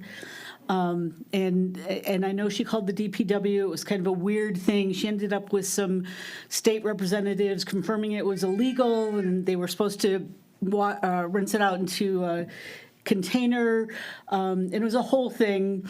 How do we make sure that doesn't happen in the future? Because it is illegal, my understanding, to rinse that concrete chute into the ground. What do we do to make sure that doesn't happen again is the question. So the DPW superintendent did engage the service providers specifically on that and to make sure that it does not happen again. And if a resident were to see it happening again, they set up the bat signal and call the DPW, or do they call the police, or do they call? Call the DPW first, and then we will engage, and if we have to, maybe even through our newly approved construction ordinance, we might be able to. I was wondering if it might address that somehow, the new ordinance, if there was, yeah. All right, so call the DPW first. They're aware of it now. They'll take remediation if that were to happen again, and then go from there. Yes. Oh, I thought you turned your thing off because you wanted to ask. Oh, well, I was wondering if we had any other updates on the lady who came in for the sewer line. Oh, yes. I provided her our findings. She's all last week. set then? She's probably not the happiest person, but I provided the information that we have. Okay, thank you. Yes. Then I haven't. Go. Is my turn. Can you share with us what you shared with her? I don't think that should really be the role of council to be kind of act as the ombudsman for everybody, but we have. But if somebody's been coming for like 12 years and you resolved it, is that No, what you're you're not talking talking about? about her. You're talking about the the mystery pipe. Yeah, she had a pipe in her house. Bauman. Oh, yes, okay. What were you just said the lady with the sewer. Oh, you were talking. We've had lots of. You were sewer talking about the things. lady on Bywood. Yeah. Okay. Yes, she is. Got lots of sewer problems. I thought you said you had that resolved. Awesome. I'm like that. I would love to know. Bauman, Please. I will not say it's resolved, but she received information. Okay. Yes, ma'am. All right. Thank you. She sent us an email, so you can follow up with her as well if you have more questions of her. Okay, fair. No other questions at this time? Oh, no, I don't have a question for him. I was just, sorry, I'm ahead of the game. I was going to say council comments, but go ahead. Let's move on to council comments, and let's let Councilmember Slawinski go first. No, I just wanted to mention that today I saw online there was a new Clausen Center senior newsletter. And I haven't seen it yet, but I signed up for it. And if you're old enough to sign up for it, it's going to be a great thing. So that's really all I had. Thank you for council and staff for putting everything together. Appreciate it. That's all I have. Councilmember Spishak. I think anybody can sign up for it. I don't think you have it's to. aged. I don't think There's it's not an aged age out. limit, but I signed up for it. you're not a senior. Maybe in high school, but Well, you might not just need to sign up for it if you're younger. I'll say that. It's good to know what's going on in the community. So it is. I believe it is open to everybody. No, nothing. I appreciate everybody's participation today, and I'm glad we were able to work through all the fun. Awesome. Councilmember Tinlin, before you start, I'm also going to ask, you are liaison to our Youth Assistance Council. And so if there's any news or tidbits or tea you want to spill about what's going on with that organization, if you could include that in your council comments, I would love that. Absolutely, because, naturally we had the acknowledgement a couple weeks ago. But, yeah, so I've been officially made the secretary for the Clawson Youth Assistance. So I'm going to keeping all the notes in action. So I'll be more than happy to bring up all their events coming and some of the things we're doing, like we're going to put a Venmo on literature so you can give donations to that very worthy cause and a few other things. We got some things going on with the high school as well, and I'll announce those at the next meeting. All right. And I want to acknowledge that a bunch of us went to the recognition dinner, and Councilmember Tinlin did an excellent job keeping me in coffee the entire time. It was amazing. Yep, the art of negotiation, right? Just go and ask if we could have coffee served, so it worked out. It was excellent. All right, thank you. Councilmember Peltonen. Okay, I have a message, a little blurb about Clawson Youth Baseball Softball League's opening day ceremony. It will be Sunday, May 3rd, and this one's going to be really exciting, and I think you'll find out why, because day that begins or marks the beginning of a new season filled with growth, teamwork, and a whole lot of fun. From noon to 4 p.m., we have a full lineup of activities that truly highlight what make this community so special. CYBSL is more than just baseball and softball. It's about bringing people together.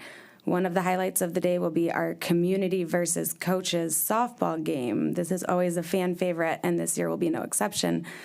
We are proud to have participants representing Clawson Public Schools, the Clawson Police Department, DPW, City Council, and the Fire Department. So that will be a great reminder that the support behind our kids extends far beyond the field. And adding to that community spirit, the team jerseys seen on that day were designed by two of our very own CYBSL players. That creativity and pride in our league is exactly what we love to see.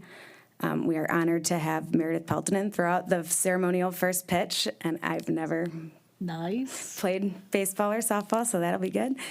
And then before that, we will take a moment to enjoy a very special performance of our national anthem, played on the violin by CYBSL player and Clawson High School 9th grader Lila Stashek.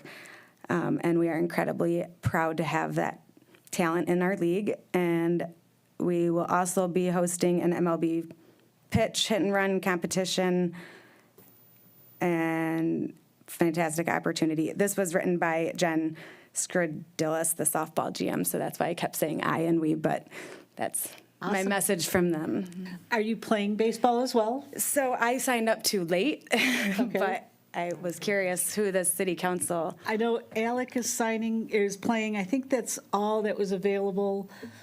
Who else playing? I don't know how well I'll be playing. I'll be there. All right.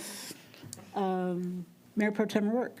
Nothing from me tonight. I forgot one thing to mention to the city manager. I would like to see us bring the liaison to the school board topic come to us soon. I want to get somebody in that spot at some point because right now it's vacant. So, but We had said we wanted to wait until we fill the seat for that.